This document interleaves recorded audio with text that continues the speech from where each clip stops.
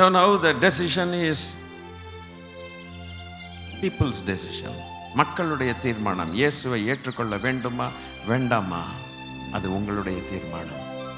கர்த்தர் நல்லவர். எனவே அதை இலவசமாகத்தான் செய்கிறார். ஒரு மனுஷன் இன்னொரு மனுஷனை மதம் மாற்றினால் அவனை கேட்கலாம். தேவன் ஒரு மனுஷனுடைய உள்ளத்தை மாற்றினால் எப்படி கேட்பாய்? யாரிடத்துல கேட்க முடியும்? எப்படி கேட்பாய்? You cannot ask. அந்த வேலையை அவர்தான் செய்கிறார். அதை முதல்ல புரிந்து கொள்ள வேண்டும். மனுஷன் அல்ல. கர்த்தர் நல்லவர்.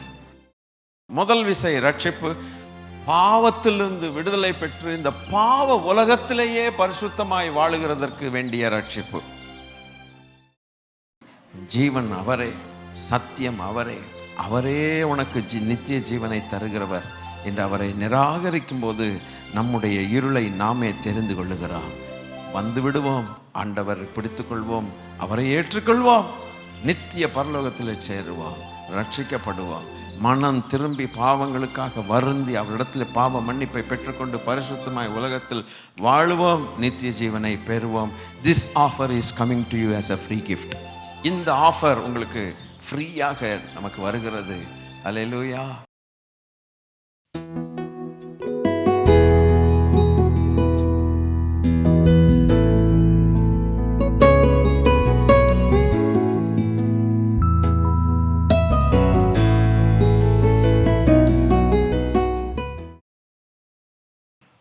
இலவசத்தை குறித்து போன வாரத்தில் கர்த்தர் நம்மோடு கூட பேசினார். மத்தேயு 20:28 கொண்டு சில காரியங்களை கர்த்தர் சொன்னார். ரோமர் 3:23-24 குறித்து பேசினார். மத்தேயு 10:8 வாசிக்க உதவி செய்தார். அநேகரை மீட்கும் பொருளாக தம்முடைய ஜீவனை கொடுக்கவும் வந்தார். கர்த்தருக்கு ஸ்தோத்திரம். 1 தீமோத்தேயு 2:6 எல்லாரையும் மீட்கும் பொருளாக தம்மை ஒப்பு கொடுத்த மனுஷனாகிய கிறிஸ்து இயேசு அவரே இதற்குரிய சாட்சி ஏற்ற காலங்களில் விளங்குகிறது. who gave himself a ransom for all to be testified in due time. எல்லாரையும் மீட்கும் பொருளாக தம்மை ஒப்பு கொடுத்த மனுஷனாகிய கிறிஸ்து இயேசு தம்மை தாமே ஒப்பு கொடுத்தார் என்று வாசிக்கிறோம். எசேயாவில் வாசிக்கிறோம், தம்மை தாமே ஒப்பு கொடுத்தார். அப்போ he voluntarily he committed himself for only one cause. இதற்குரிய சாட்சி ஏற்ற காலங்களில். அது என்ன சாட்சி? யாராவது சொல்ல முடியுமா?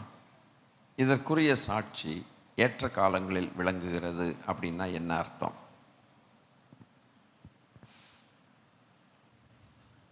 அப்படின்னா என்ன? What is the meaning? இந்த சபை உருவாகினது அவருடைய சாட்சி.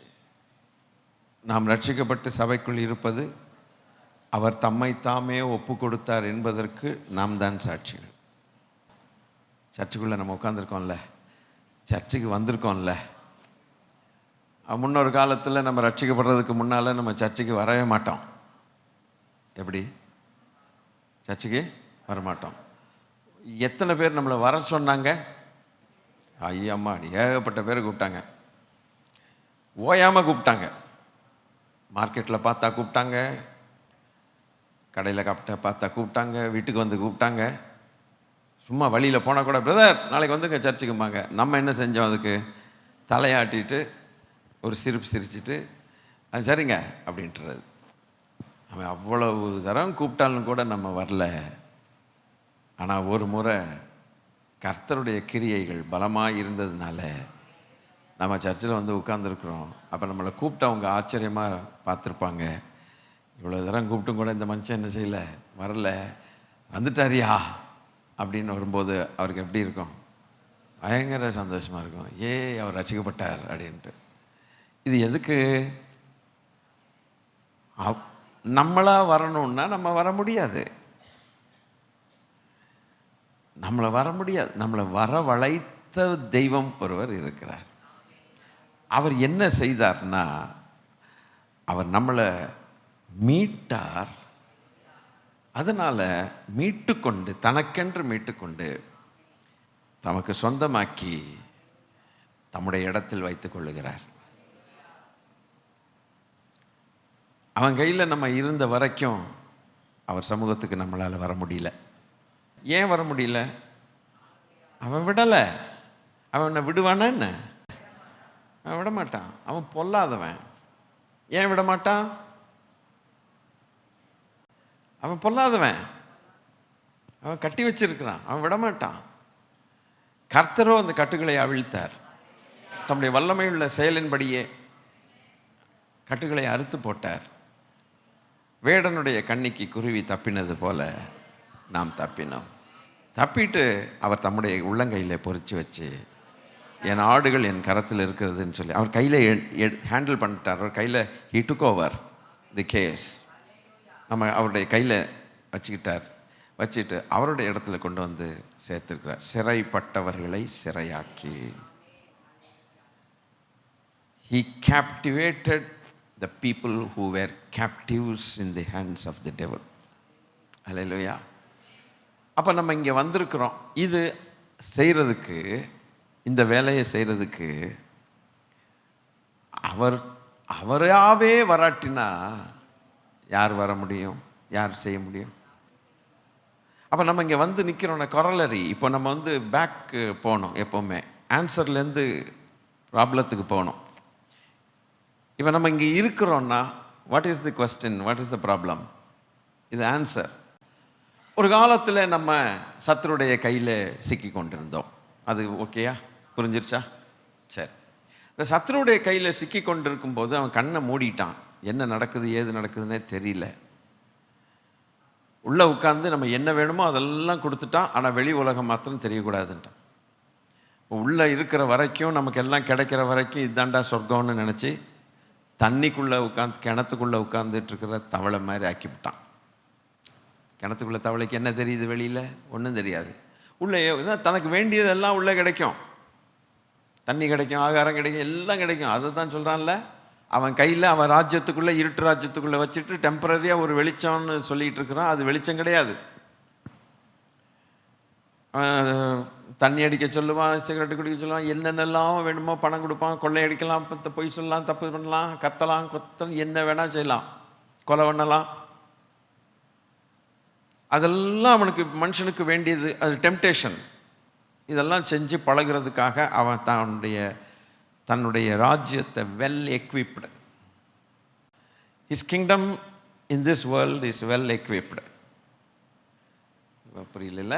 என்ன புரிஞ்சு? அவனுடைய ராஜ்யம் இந்த உலகத்தில் எக்விப்டு அப்படின்னாக்க எல்லா வசதிகளோடு இருக்கிறது. வசதிகள் செய்து கொடுக்குறான். எனக்கு எப்படி நீங்கள் சுவிசேஷன் சொல்கிறதுக்கு இதெல்லாம் ரொம்ப வாய்ப்புகளாக இருக்கும். ஏன்னா தெரியாது மக்களுக்கு. முதல்ல நமக்கே அது தெரியணும். அவனுடைய ராஜ்யத்தில் எல்லாமே வச்சிருக்கிறான். டிபார்ட்மெண்டல் ஸ்டோர் மாதிரி, அண்டர் ஒன் ரூஃப். ஒரே கொடையில் எல்லாம் வேணால் வாங்கலாம், எது வேணாலும் கிடைக்கும். நீ எங்கேயும் போக வேண்டாம். சில நேரங்களில் காலனிஸ் இருக்கும் பார்த்தீங்களா, டவுன்ஷிப்புன்னு வச்சுருப்பாங்க. இந்த டவுன்ஷிப்புக்குள்ளே எல்லாமே கிடைக்கும். மெடிக்கல் ஷாப் இருக்கும், க்ராசரி ஷாப் இருக்கும், வெஜிடபிள் ஷாப் இருக்கும், மீட் ஷாப் இருக்கும், எல்லாம் டெக்ஸ்டைல் ஷாப் இருக்கும், ஷூ கடை இருக்கும், அவ்வளவு இருக்கும். பேங்க் இருக்கும், ஏடிஎம் இருக்கும், போஸ்ட் ஆஃபீஸ் இருக்கும். எல்லாம் டவுன்ஷிப்பை டெவலப் பண்ணிடுவாங்க அப்படி. ஸோ அது வந்து சிட்டிக்கு ரொம்ப தூரம் இருக்கும். 40 மைல் தூரம் இருக்கக்கூடிய ஒரு டவுன்ஷிப்பை நீங்கள் 40 மைல் தூரம் வந்துட்டு ஒரு கால்கேட் பேஸ்ட் வாங்கணுன்னா எப்படி? ஸோ டவுன்ஷிப்பில் எல்லாமே கிடைக்கும், எல்லாமே கிடைக்கும். அதுபோல் பிசாசு தன்னுடைய ராஜ்யத்தில் ரொம்ப எஸ்டாப்ளிஷ் பண்ணி வச்சிருக்கிறான். எல்லாமே கிடைக்கும். ஆனால் பரலோகத்தில் இருக்கிறது ஒன்று கூட அங்கே இருக்காது. அது இந்த ஜனங்கள் பெற்று அனுபவிக்கக்கூடாது என்பதற்காக கட் பண்ணி வச்சிருக்கிறான். சிக்னல் கட்டு. ஒரு ஒரு ஒரு செவரை போட்டு மூடி, டவுன்ஷிப்பு, என்னுடைய டவுன்ஷிப்பில் நீ வாழ், உனக்கு எல்லாமே நான் தர்றேன் அப்படின்னு சொல்கிறான். இந்த உலகத்து ஜனங்கள் அவன் கொடுக்கறது தான் எல்லாம் சூப்பர்னு நினச்சிட்டு நமக்கு வாழ்ந்ததே வாழ்க்கடா, வந்ததே வாழ்க்கைன்னு சொல்லி இஷ்டத்துக்கு உலகத்து ஜனங்கள் வாழ்ந்து கொண்டிருக்கிறாங்க. இவங்க மேலே நம்ம பரிதாபம் கொண்டு அவர்களுக்காக ஜெபித்து அவர்களுக்காக ஒரு உதவிக்கரம் நீட்ட வேண்டியது ரட்சிக்கப்பட்டவர்களுடைய கடமையும் கட்டாயமும். ஒரு காலத்தில் நாம் அங்கே இருந்தோம். ஏன் இந்த 2025 இப்படியெல்லாம் கர்த்தர் கொண்டு வந்து நம்மளுக்கு சேர்க்கிறார்னா, ரொம்ப புரிஞ்சுக்க சொல்கிறார். ப்ளீஸ் அண்டர்ஸ்டாண்ட் அப்படிங்கிறார். உங்களுடைய நிலைமைகளை நீங்கள் புரிஞ்சுங்க. கர்த்தர் செய்த மகத்துவமான கிரியைகளை புரிஞ்சிட்டு ஒரு பக்கம் அவரை ஆராதிக்கணும், இன்னொரு பக்கம் ஜனங்களுக்காகி பரிதாபப்பட வேண்டும், ஒரு உதவிக்கரம் கொடுக்க வேண்டுங்கிற ஒரு பொறுப்பை ஆண்டவர் நமக்கு உணர்த்தி கொண்டே இருக்கிறார். I know that. Hallelujah. I know that. விடமாட்டேங்கிறார். ஒரு சர்வீஸ் கூட விடமாட்டேங்கிறார். 2025 2 மாதம் ஓடி போச்சு. 3ஆம் மாதத்துடைய நியர்லி 30% ஓவர். அப்போது அந்த டவுன்ஷிப்பில் இருக்கக்கூடிய காரியங்கள் எல்லாம் வச்சுட்டு அங்கேயே வீடு கட்டி வாழ்ந்துக்கோ. ஒரு டவுன்ஷிப்பில் இருக்க ஒரு வீடு நிலத்தை பக்கத்தில் வீடு கட்டி வாழ்ந்து அங்கேயே ரிட்டையர் ஆகி அங்கேயே செத்து போனான்னா அவனுக்கும் சிட்டிக்கும் பெரிய பட்டணத்துக்கும் கனெக்ஷனே இருக்காது. வேணா பரியல் கிரவுண்டு கூட நான் அங்கேயே தந்துடுறேன்மா. அங்கேயும் ஒரு பரியல் கிரவுண்ட் இருக்கும். உலகத்துக்கு கட்டாயிட்டான். அடுத்த இடங்களை பார்க்க வேண்டிய அவசியம் அவனுக்கு இல்லைங்கிற நிலைமையை போல பரலோகத்தை பார்க்க முடியாதபடிக்கு அவன் கட் பண்ணி போட்டான். ஐஸ்வர்யவான் பாதாளத்தில் வேதனைப்பட்டு கொண்டிருக்கும் போது தூரத்தில் லாசருவை கண்டான் என்று போட்டிருக்குது. ஐஸ்வர்யான் என்ன பண்ணான்? தூரத்தில் லாசருவை கண்டான். ஆபிரகாமுடைய மடியில் அவன் தேற்றப்படுகிறதை அவன் கண்டான். ஸ்தோத்திரம். ஐயா, அவ்வளோ தூரத்தில் இருக்கக்கூடிய வெளிச்சமான பரலோகத்தை நீ பூமியில் இருக்கும்போது பார்க்கலன்னு பார்க்கலையோ? அவன் பார்க்கலையோ? ஏன் பார்க்க விடாதபடிக்கு கண்களை மூடிட்டான். இப்படிதான் அவன் பண்றான். ஒரு காலத்தில் அப்படி இருந்தோம். தேவனோ இரக்கத்தில் பணக்காரர், கிருபையில் பணக்காரர். Rich God. கிரேஸ்ல ரிச்சு, க்ளோரியில் ரிச்சு, அதே நேரத்தில் மர்சியில் ரிச்சு, இரக்கத்தில் ரிச்சு. கிருபையாய் என்ன செய்தாரோ ஏது செய்தாரோ எனக்கு தெரியாது, உங்களுக்கு தெரியாது. உங்களுக்கு தெரிஞ்சா சொல்லுங்க. எனக்கு தெரியல, உண்மையா தெரியாது. என்ன பண்ணாரோ தெரியலப்பா. என் கண்ணு திறந்துட்டு, உங்க கண்ணு திறந்துட்டு, அன்னைக்கு தூரத்தில் இருக்கிற அன்னைக்கு போய் பரலோகத்தை பார்க்கறதுக்கு பதிலாக இன்னைக்கே பார்க்க வைத்தார். தப்பிச்சவன் போங்க. இன்னைக்கு பரலோகத்தை பார்க்கிறவன் தப்பிச்சான். கண்களால் நேர பார்க்காட்டினாலும் விசுவாச கண்களால் இந்த பரலோகத்தை நம்மளால் எந்த ஒரு ரப்பர் எரேசரை கொண்டு எரேஸ் பண்ணவும் முடியல. பென்சிலுக்குன்னு ஒரு ரப்பர் இருக்கு, ரப்பர்ன்னு சொல்றாங்க, அது எரேசர் தான் கரெக்டான வார்த்தை. இங்குக்குன்னு யாருமே படித்ததில்லை, ஸ்கூலுக்கு போனதில்லை போல இருக்குதேப்பா. அதுக்குன்னு ஒன்று இருக்கு. சில நம்ம பிள்ளைங்க தேய்ச்சி பேப்பரை கிழிச்சிடும். எந்த எரேசர் வச்சாலும் கூட பரலோகத்தை நம்ம மனசுலேருந்து எரேஸ் பண்ணவே முடியல. முடியுமானா யாரோ 1-2 பேர் சொல்லுங்க. என்னால் முடியுதுயா. சர்ச்சுக்கு வரும்போது தெரியுது, வீட்டுக்கு போகும்போது மறைஞ்சிருது அப்படின்னு யாராவது சொல்ல முடியுமா? நீ எந்த கடையில் நின்னா என்ன, எந்த ஊருக்கு போனால் என்ன, பரலோகம் கண்ணு முன்னால் அப்படியே தெரியுது. அல்லது உள்ள ஒட்டி கிடக்குது. அல்லேலூயா. அதை யாராலையும், அல்லேலூயா, அதை ரத்தத்தால் எழுதி வச்சார் அவர் நம்முடைய இருதயம், அவருடைய சொந்த ரத்தத்தினால. அதனால தான் இட் இஸ் எட்டர்னல். நவ் அந்த மாதிரி ஒரு சூழ்நிலையிலிருந்து நம்மை பிரித்தெடுத்த தெய்வம் வேற எங்கேயும் அலைய விடாமல் அவருடைய கைகளில் வச்சுட்டு, என்ன ப்ராப்ளம் வந்தாலும், என்ன நாறுகிற காரியங்கள் வாழ்க்கையில் வந்தாலும் கூட, அல்லேலூயா, அவருடைய கரம் நம்மை இறுக பற்றி கொண்டிருக்கிறது. சோத்திரம். அதில் சந்தேகமே கிடையாது.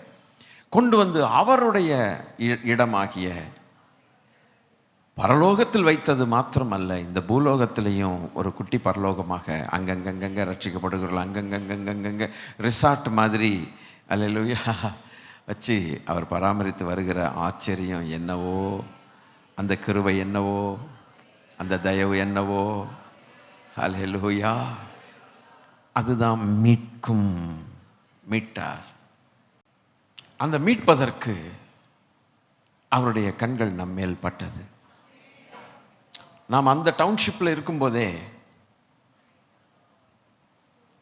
அந்த டவுன்ஷிப்பு எந்த township?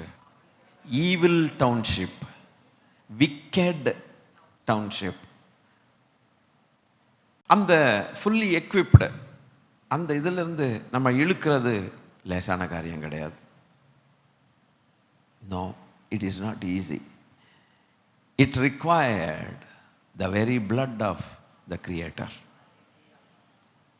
It required such a hardship.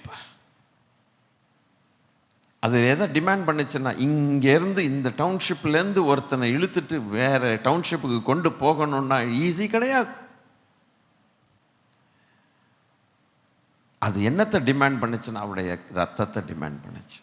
அதனால தான் அவர் எதுக்காக ரத்தம் சிந்தினார்னா, அந்த டவுன்ஷிப்பில் இருக்கக்கூடிய இந்த பொல்லாத பிசாசனுடைய பிடியில் இருக்கக்கூடிய 1-2 பேரை அப்படி செலக்ட் பண்ணி அல்ல.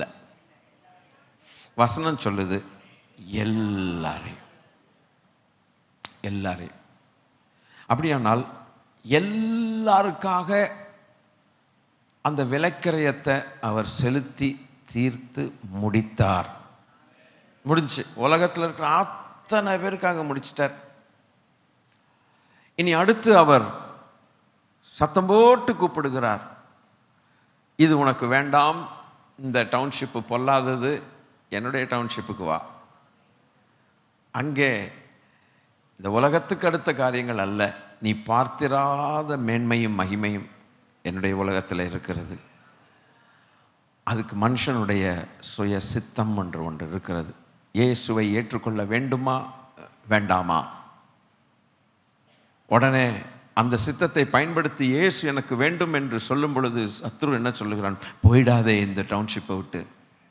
அவங்க மதம் மாத்துறாங்க, ஜனங்களை முட்டாளாக்கி அவன் தன்னுடைய டவுன்ஷிப்புக்குள்ளேயே வச்சிருக்க ஆசைப்படுகிறான். மோசமாக நம்ம டீல் பண்ணுகிற subject, very very important subject இது. It's a life and death problem for somebody. Gospel is the same gospel that brings both life as well as death. Life for a person who believes, at the same time judgment and death for the person who will not believe that. அதனால தான் பரிசுத்தவான்கள் சொன்னார், பவுல் சொன்னார், நாங்கள் ரட்சிக்கப்படுகிறவர்களுக்குள்ளே ஜீவ வாசனையாகவும் கெட்டு போகிறவர்களுக்குள்ளே மரண வாசனையாகவும் இருக்கிறோம். இவன் வந்துட்டாலே ஏதாவது ஒன்று ஆகணும். இவனை சந்திக்கிற வரைக்கும் நமக்கு ஆபத்து இல்லைன்னு நினச்சிட்டு இருப்பான். இவன் சந்திச்சிட்டான்னா ஒன்று ஜீவன் வாசனையாக இருப்பான், இல்லைன்னா இவன் சொல்கிற வார்த்தையை வச்சு நம்ம ஜட்ஜ்மெண்ட் ஆகும். அதையும் அப்போ தேவ பிள்ளைகள் என்ன வாயை திறந்தாலும் ஒன்று மரணம் வரணும், இல்லைன்னா ஜீவன் வரும். கெட்டு போகிறவர்களுக்குள்ளே மரணத்துக்கு ஏதுவான மரண வாசனையாகவும், ரட்சிக்கப்படுபவர்களுக்குள்ளே ஜீவனுக்கு ஏதுவான ஜீவ வாசனையாகவும் இருக்கிறோம். இவைகளை நடப்பிக்கிறதுக்கு எவன் தகுதியாகும்? We smell the smell of life for those who repent and come to Christ. And we smell the smell of death for those who reject Christ. We pronounce the judgment. We pronounce good news to somebody who is saved, while at the same time we pronounce a bad news for somebody who is not interested to come to Christ. ரெண்டுமே எங்களை கொண்டு நடப்பிக்கிறவர் தேவனே. அவர் அப்படி ஆக்கி போட்டார். ஆக அங்கேருந்து நம்மளை மீட்கும் பொருளாக எல்லாரையும் மீட்கும் பொருள். So now the decision is people's decision. மக்களுடைய தீர்மானம். இயேசுவை ஏற்றுக்கொள்ள வேண்டுமா வேண்டாமா, அது உங்களுடைய தீர்மானம். கர்த்தர் நல்லவர். எனவே அதை இலவசமாகத்தான் செய்கிறார். ஒரு மனுஷன் இன்னொரு மனுஷனை மதம் மாற்றினால் அவனை கேட்கலாம். தேவன் ஒரு மனுஷனுடைய உள்ளத்தை மாற்றினால் எப்படி கேட்பாய்? யாரிடத்தில் கேட்க முடியும்? எப்படி கேட்பாய்? You cannot ask. அந்த வேலையை அவர்தான் செய்கிறார். அதை முதல்ல புரிந்து கொள்ள வேண்டும். மனுஷன் அல்ல. கர்த்தர் நல்லவர். மீட்கும் பொருளாக தம்மைன்னு ஒரு இந்த இடத்துல எழுதியிருக்குது. வேதத்தில் பல இடங்களில் தம்மை தாமே எழுதியிருக்கிறது. ஒப்பு கொடுத்தார்னு போட்டிருக்கோம். அதுக்கு ஏற்ற காலத்தில் சாட்சி விளங்குகிறது என்று சொல்லும்போது என்ன அர்த்தம்னா, நம்ம தான் சாட்சி. நம்ம இங்கே சர்ச்சில் உட்கார்ந்துருக்கிறது சாட்சி. இல்லைன்னா வேற ஒரு டவுன்ஷிப்பில் உட்காந்துருப்போம். அங்கே இருந்தவன் இப்போ அங்கே இல்லை. இப்போ நான் கர்த்தர் சமூகத்தில் இருக்கிறேன், கர்த்தருடைய டவுன்ஷிப்பில் இருக்கிறேன். இதுவே எதுக்கு சாட்சி? எதுக்கு சாட்சி? அவர் இதை செய்யறதுக்கு தம்மை தாமே ஒப்பு கொடுத்து அவர் தான் செய்தாருங்கிறதுக்கு சாட்சி. இல்லைன்னா நான் எங்கேயோ போயிருப்பேன், ஏதாவது ஒரு கடையிலையோ எங்கேயோ நேரம் சுற்றிட்டு இருப்பேன். அதான் ஏற்ற காலங்களில் இதற்குரிய சாட்சி விளங்குகிறது. இப்போ புரிஞ்சிருச்சா உங்களுக்கு? ஸ்தோத்திரம். அப்போ நம்ம நிற்க வேண்டிய இடம் எது, வாழ வேண்டிய இடம் எது, போக வேண்டிய இடம் எது இந்த உலகத்தில்? ஏன் வரலன்னு சர்ச்சுக்கு நீங்கள் கேட்டிங்கன்னா, பாஸ்டர் ஒரு 5 விரலில் ஒரு விரல் வலிச்சுக்கிட்டே இருந்துச்சு பாஸ்டர், அதனால தான் வரலன்னு ஏதோ ஒன்று சொல்லிட்டு போ. எங்கே போகிறோம் ஏது பண்ணுறோன்னு கேமரா வச்சுட்டு சுற்றிக்கிட்டா இருக்கிறோம். அப்போ நம்மளால் அங்கே இருக்க முடியாமல் தானே இங்கே இருக்கிறோம். அந்த டவுன்ஷிப்புலேருந்து கர்த்தர் பிரித்து இந்த ஒரு, அது இருட்டு டவுன்ஷிப்பு, இது வெளிச்சத்தின் டவுன்ஷிப்பு. அப்போ இந்த உலகத்தில் நம்ம போக வேண்டிய இடம் எது? இந்த உலகத்தில் நம்ம இருக்க வேண்டிய இடம் எது? இந்த உலகத்தில் நம்ம வாழ வேண்டிய இடம் எது? இதில் வாழுகிறவன், இதில் வர்றவன், இதில் இருக்கிறவன் நிரந்தரமாக அவருடைய பர்மனண்ட் டவுன்ஷிப்பில் போயிடுறான். கரெக்டா? எவ்வளவு நாக்க அந்த காரியத்தை செய்கிறார் பாருங்க. இன்னைக்கு ரட்சிக்கப்பட்ட உடனே பரலோகத்துக்கு கூட்டிகிட்டு போகாமல் முடியாது. ஏன்னா காலங்கள் நிறைவேறணும். அதுக்காக இந்த உலகத்திலேயே நமக்கு ஒரு பரலோகமான ஒரு காரியத்தை செட் பண்ணி கொடுக்குறார்ல. இதில் எல்லாமே கிடைக்குது. பேங்க் இருக்குது, டெலிஃபோன் இது எக்ஸ்சேஞ்ச் இருக்குது, டெலிஃபோன் எக்ஸ்சேஞ்சு. என்ன வேணும்? காய்கறி கடை இங்கே இருக்குதா? அவன் தான் சப்ளை பண்ணுறான்னு நினைக்காதீங்க. கர்த்தர் அவனை காட்டிலும் நலமானங்களையும் சப்ளை பண்ணி கொண்டு இருக்கிறார். அவரை போல ஒரு நல்ல தேவன் இல்லை. அதனால் நம்ம மகிழணும். அதனால் வாரத்துக்கு ஒரு நாளாவது கர்த்தர் இந்த கர்த்தர் ஆயத்தம் பண்ண, எக்விப் பண்ண, எஸ்டாப்ளிஷ் பண்ண, ஃபுல்லி எக்விப்ட் இடத்துக்கு வந்து தேவனை ஆராதித்து நன்றி சொல்லி, அல்லேலூயா. இன்டரிம் தான், இதெல்லாம் டெம்பரரி தான் இங்கே, அல்லேலூயா. ஆனால் நம்மளை இந்த உலகத்தில் அப்படி காப்பாற்றி கொண்டு இருக்கிறார். அதற்குரிய சாட்சி இந்த காலத்தில் விளங்குது. சரியப்பா, இப்படியே போனால் இப்போ எப்படி? அல்லேலூயா. சரி, இருக்கட்டும். அப்போ உலகத்து ஜனத்துக்கு, இந்த கொடிகளுக்கு தேவன் ஒரு ஆப்ஷனை கொடுக்குறார். எபிரேயர் 9:28 என்ன சொல்லுது? கிறிஸ்துவும் அநேகருடைய பாவங்களை சுமந்து தீர்க்கும்படி ஒரே தரம் பலியிடப்பட்டு தமக்காக காத்து கொண்டிருக்கிறவர்களுக்கு ரட்சிப்பை அருளும்படி 2ஆம் தரம் பாவமில்லாமல் தரிசனம் ஆவார். இப்போ முதல் தரம் நம்முடைய பாவத்தை ஏற்றுக்கொண்டது நிமித்தம் நமக்காக பாவமானார் என்று எழுதியிருக்கிறது, நமக்காக சாபமானார் என்று எழுதியிருக்கிறது. இப்பொழுது 2வது தரம் எப்படி வருவாராம்? அல்லேலூயா. பாவம் இல்லாமல்னா அவர் கர்த்தராகவே வருவார். முதல் தரம் பாவம் இல்லாதவராய் அப்படின்னா என்ன அர்த்தம்னா, அவன் பாவி கிடையாதவர். நம்ம பாவத்தை அவர் சுமக்கிறதற்கு வந்தார். அதனால மனுஷ ரூபமாக வந்தார். பாவத்தை சுமக்கணும்னா தேவனாக வர முடியாது. தேவனாக வந்து பாவத்தை அவர் தேவன்தான். ஆனால் அந்த மனுஷ சாயலாக வந்து அந்த பாவத்தை தம்மேல ஏற்றுக்கொண்டு அழகில்லாதவராய், அவரை பார்க்கும்போது ரூபம் இல்லாதவராய், சகிக்க முடியாமல் அப்படி வந்தார். 2வது தரம் வரும் பொழுது அவர் உயிர்த்தெழுந்த மகிமையின் தேவன் கர்த்தராகவே வருவார்.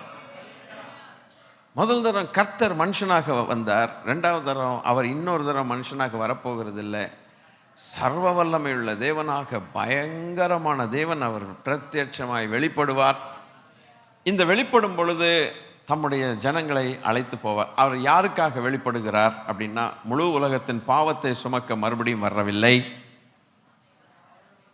கிளியரா பைபிளில் போட்டிருக்குது. அவர் எப்படி வெளிப்படுகிறார்? அவர் வெளிப்படுகிறது தமக்காக காத்து கொண்டிருக்கிறவர்களுக்கு அந்த ரட்சிப்பு. அந்த ரட்சிப்பு என்னன்னா, டோட்டலாக இந்த உலகத்திலேருந்து தூக்கிட்டு போகிறதுக்கு.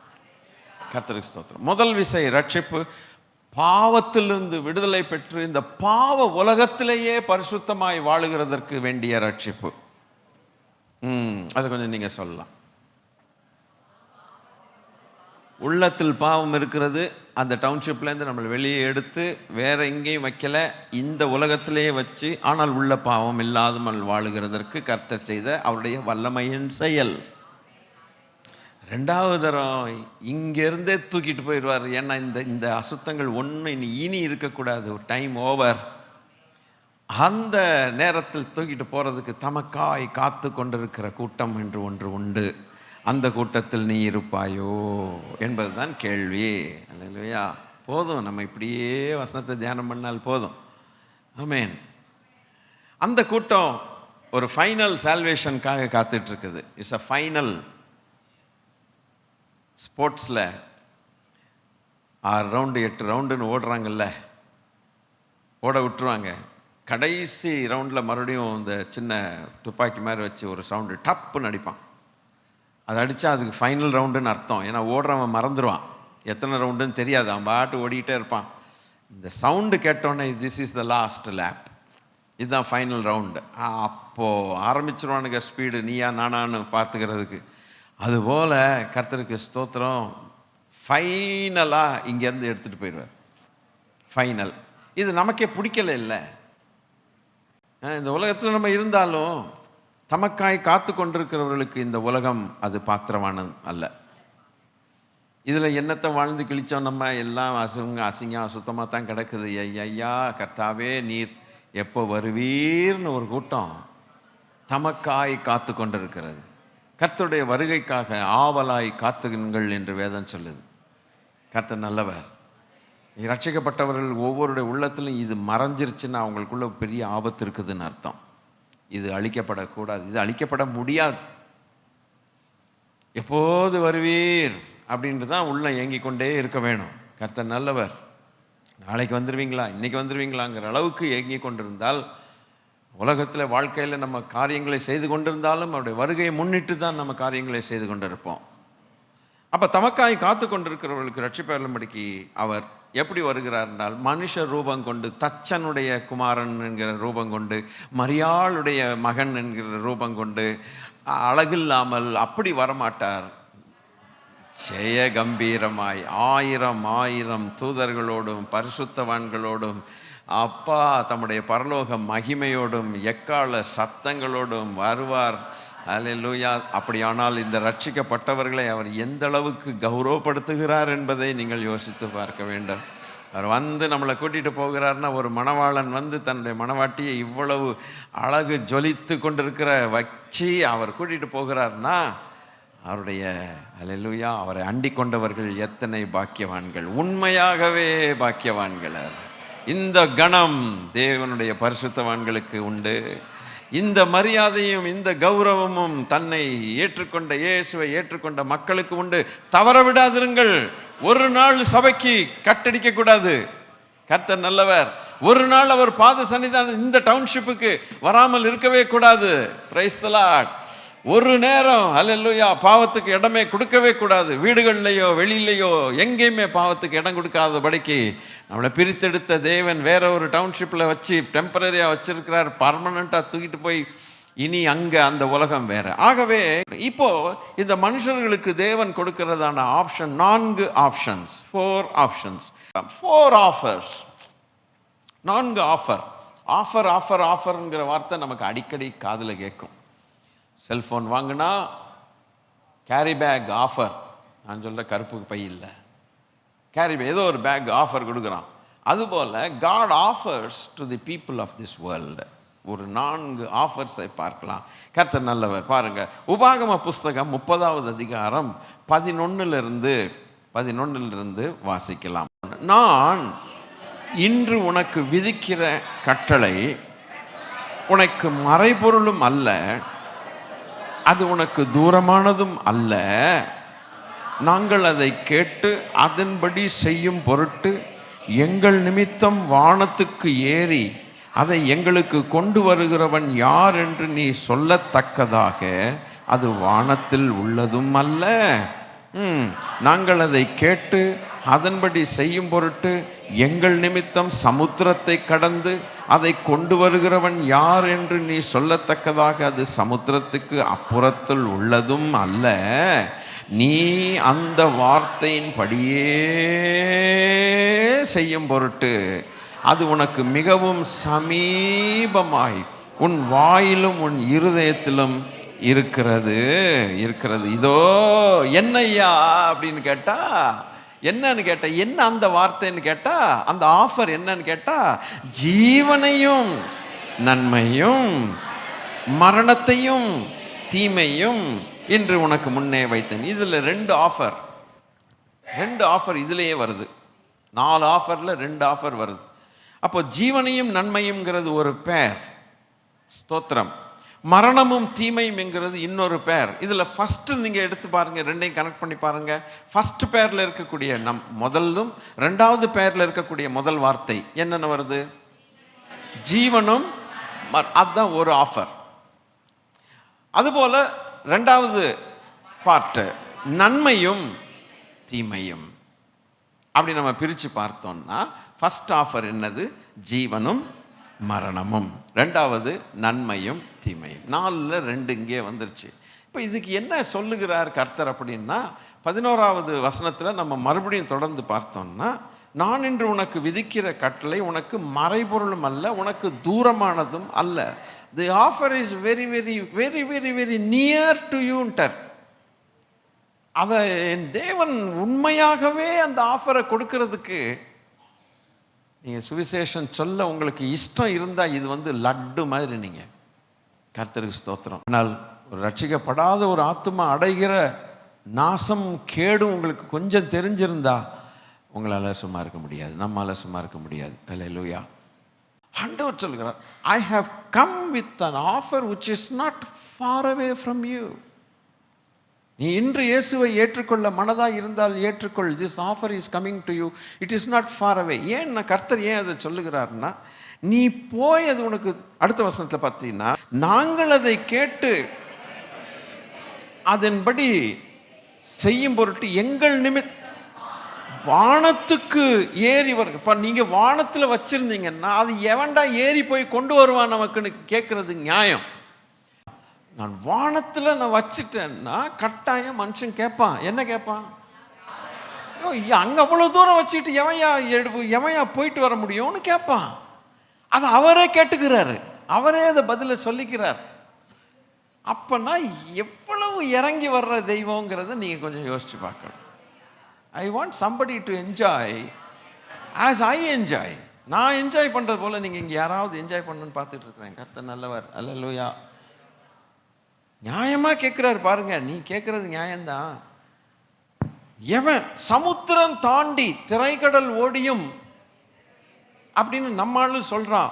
நீ ஒன்றும் ஓடாத, திரவியத்தும் கையிலே நான் கொண்டு வந்து தாரேங்காரு. உலகத்தான் சொல்கிறான். திரைக்கடல் அவன் காசு பணத்தை சம்பாதிக்கிறதுக்கு எப்படியாவது எந்த ஊரில் போகிறையாவது நீ பணம் சம்பாதிச்சுட்டு வா அப்படிங்கிறான். நீ ஒன்றும் செய்யாத, இந்த கட்டளைகளையும் கற்பனைகளையும் உன் கைக்கு கொண்டு வந்திருக்க. நீ கேட்குறது நியாயம்தான். கர்த்தர் ஸ்தோத்திரம். இது your salvation is reachable to you. I don't know if anybody can understand that, this statement. Your salvation is reachable to you. It reaches you. It is delivered to you in such a manner as to your own capacity. நீ புரிந்து கொள்ளுகிற விதத்தில் it is delivered to your doorstep. இன்னைக்கு ஃபுல்லாக உலகமே ஃபாஸ்ட்டாக இருக்குது. உலகம் ஃபாஸ்ட்டாக இருக்கும்போது நம்ம அந்த அளவுக்கு சோம்பேறி ஆயிட்டோம். நம்மளும் ஃபாஸ்ட்டாக சோம்பேறி ஆயிட்டோம். எப்படி சோம்பேறி ஆயிட்டோம்னா, சமைக்கவே வேண்டாம், இன்னைக்கு ஒரே ஒரு ஃபோன் அடித்தா போதும், அவங்க வீட்டு ஸ்விக்கிக்காரன் எவனும் இருக்கிறான், அவன்லாம் கொண்டு வந்து வீட்டுக்கு க்ளீனாக கொண்டு வந்து டான்னு 1/2 மணி நேரத்தில் கொடுத்துருவான். நம்ம பிச்சுக்க வேண்டியது, பிரிக்க வேண்டியது, அப்படியே வாழை இலையோடு வருதுயா சாப்பாடு. நானே ஆர்டர் பண்ணிட்டு இருக்கேன்ல, வாழை இலையை சுருட்டி அவன் ரப்பர் பேண்டை போட்டு கொண்டு வந்து வீட்டில் கொடுத்துட்டு போகிறான். வாழை இலை சாப்பாடு 1/2 மணி நேரத்தில் ப்ரிப்பேர்டாக ரெடியாக வருது. ஸ்தோத்திரம். சாப்பிட்டு போக வேண்டியதான். அவன் டோர் ஸ்டெப்பில் டெலிவரி பண்ணுறான்ல, அவருக்கு பேர் டெலிவரி ஏஜென்ட்டா? அதுபோல் the lord is the delivery agent to every one of us. I deliver, it is delivered to you in such a manner that your job becomes very, very easy. Hallelujah. The hard job I will take it, the easiest job I give it to you. Hallelujah. கடினமான வேலையை நான் எடுத்துக்கொள்ளுகிறேன், மிகவும் சுலபமான வேலை. என்னன்னு கேட்டால், சமுத்திரத்தை தாண்டி போகாத, வானத்துக்கு எட்டலை, எனக்கு கைக்கு எட்டலை, வானத்துக்கு எவன்டா போவான்னு கேட்க அவசியம் இல்லை நான் இருக்கலாம். But I give these offers to coming to your door step. உன் வாய்ட்டையும் உன் இருதயத்தையும் கொண்டு வந்து நான் இந்த ஆஃபர்ஸை கொடுக்குறேன். என்னன்னு சொன்னால், ஒன்று மரணம், ஜீவனும் மரணமும் நன்மையும். ஹல்லேலூயா. மல்கியா 2வது அதிகாரம், ஹல்லேலூயா, 7வது வசனத்தில் இன்னொரு வசனம் போட்டிருக்கு. ஆசாரியனுடைய வாயை குறித்து போட்டிருக்குது. ஹல்லேலூயா, ஸ்தோத்திரம். ஆசாரியனுடைய உதடுகள் அறிவை காக்க வேண்டும், வேதத்தை அவன் வாயிலே தேடுவார்களே, அவன் சேனைகளுடைய கர்த்தரின் தூதன். என்ன நினச்சிங்க இந்த வசனத்தை? கொஞ்சம் உங்களையும் ஒரு 2 கேள்வி கேட்டுட்டு தான் போகலான்னு ஆசைப்படுகிறேன். என்ன தான் நீங்கள் கற்றுக்கொண்டீங்க? நார்மலாக இந்த வசனம் எத்தனையோ முறை நம்ம வாசித்துருக்குறோம் இல்லைங்களா? நம்ம என்னமோ ஒரு அபிப்பிராயம் வச்சுருப்போம். இந்த வசனத்தை வாசித்து நம்ம இருதயத்தில் என்ன தான் அபிப்பிராயம்? பாஸ்டருடைய வாயில் என்ன இருக்கணும்? வசனம் இருக்கணும். பிறகு அது மேலே ஏதாவது தெரியுதா? மவுத் பீஸு. சரி சரி, அது கொஞ்சம் மனசில் வச்சுட்டு நான் என்றைக்கோ சொன்னதை ரைட்டு. அப்புறம் அதுக்கு மேலே ஒன்றும் ஓடலை. என்னதான் அப்புறம் நினச்சிங்க இந்த வசனத்தை? நல்லா கவனிக்க. இன்னைக்கு வேறொரு கண்ணோட்டத்தில் பார்க்க போகிறோம், இன் அ டிஃப்ரெண்ட் ஆங்கிள். உனக்கு வேணுமா? உனக்கு விஷயங்கள் தெரியணுமா? மரணமும் ஜீவனும் அதை குறித்து தெரியணுமா? நன்மையும் தீமையும் குறித்து அந்த ஆஃபர்ஸ் வேணுமா? நான் கொடுக்குற ஆஃபர் பற்றி நீ இன்னும் அறிஞ்சிக்கணுமா? உன் நடுவிலேயே நான் ஆசாரியனை வச்சுருக்கேன், அவன் திறந்தா, வாயை திறந்தா அவன் சொல்லுவான். அந்த அளவுக்கு வசனத்தை உன் பக்கத்தில் கொண்டு வந்துட்டேன். இந்த ஆங்கிளில் நினச்சிங்களோ? நிச்சயமாக நினச்சிருக்க மாட்டோம். ஏன்னா நம்ம புரிந்து கொண்ட விதம் வேற. இன்னைக்கு ஆண்டவர் என்ன சொல்கிறாருன்னா, நீ வானத்துக்கு ஏறாத, உன்னால் ஏற முடியாது. நீ சமுத்திரம் கப்பல்லாம் போய் தேடிட்டு வந்தால் தான் உனக்கு கிடைக்கும்னா நிச்சயமாக நீ ஓடி போயிடுவ. உன்னால் அது முடியாது. கேள்வி கேட்ப, எங்களால் முடியலம்ப. சரி, நடமாடிக்கிட்டு இருக்கிறல்ல, அங்கங்கே போயிடல, அது நடுவில் அந்த ஆசாரியர்களை நான் மக்கள் நடமாட வைக்கிறேன், விலங்கலை. உனக்கு சந்தேகம் வருதா ஏதாவது? நீ ஒன்றும் வானத்துக்கு ஏறி போய் சந்தேகத்தை போய் தீர்த்துக்காத. கடலாக போய் என்ன செய்யணும்? அதுக்கு கூட நான் ஒரு வழி செஞ்சு வச்சிருக்கேன். உனக்கு எப்பெல்லாம் டவுட் வருதோ, பாஸ்டர் இந்த வசனம் எனக்கு புரியல சொல்றீங்களா? ஒரு வேளை என்ன கேட்டதே கிடையாது இது வரைக்கும். எல்லாருமே பாஸ்டர் இதுக்காக ஜெபம் பண்ணுங்க, அதுக்காக ஜெபம் பண்ணுங்க அப்படின்னு வருவாங்க. நான் ஜெபிச்சு அனுப்புறது நல்லது. கர்த்தர் ஜெபத்தை கேட்டு நன்மை சார். பாஸ்டர் இந்த வசனம் எனக்கு புரியலையே. இவன் வாயை திறந்தா என்ன வரணும்? உங்க சந்தேகத்தை தீர்க்கிறதுக்கு உங்கள் நடுவிலேயே ஒருத்தன் என்ன செஞ்சிருக்கேன்? நடமாட. உலகத்து ஜனங்கள் தேவைப்பட்டால் அதுக்கு நான் ரெடி பண்ணி வச்சுட்டேன்ட்டார். எப்படி? I have made ready. உங்க நடுவிலே, இந்த உலகத்து ஜனங்கள் நடுவிலே இங்க ஒரு சபை இருக்கு. இன்னும் கொஞ்சம் தாண்டி போயிட்டா அங்க ஒரு சபை இருக்கு. இந்த பக்கம் கொஞ்சம் தாண்டி அந்த பக்கம் போனா அங்கே குட்டி குட்டி சபையோ பெரிய சபையோ ஏதோ ஒரு ஜனங்கள் கூடி ஆராதிக்கிறாங்க. டே, உனக்கு வேணும்னா நேராக போடா சபைக்கு, இல்லை பாஸ்டரை தனியாக பாருடா. ஐயா, எங்களுக்கு இந்த தொல்லை இருக்குது, இது என்னையா நீங்கள் சொல்கிறீங்க, நாங்கள் சொர்க்கம் போகணும், என்ன பண்ணணும் கொஞ்சம் சொல்லி கொடுக்குறீங்களா அப்படின்னு கேளுப்போ. எவ்வளவு செய்கிறாரு பாருங்க.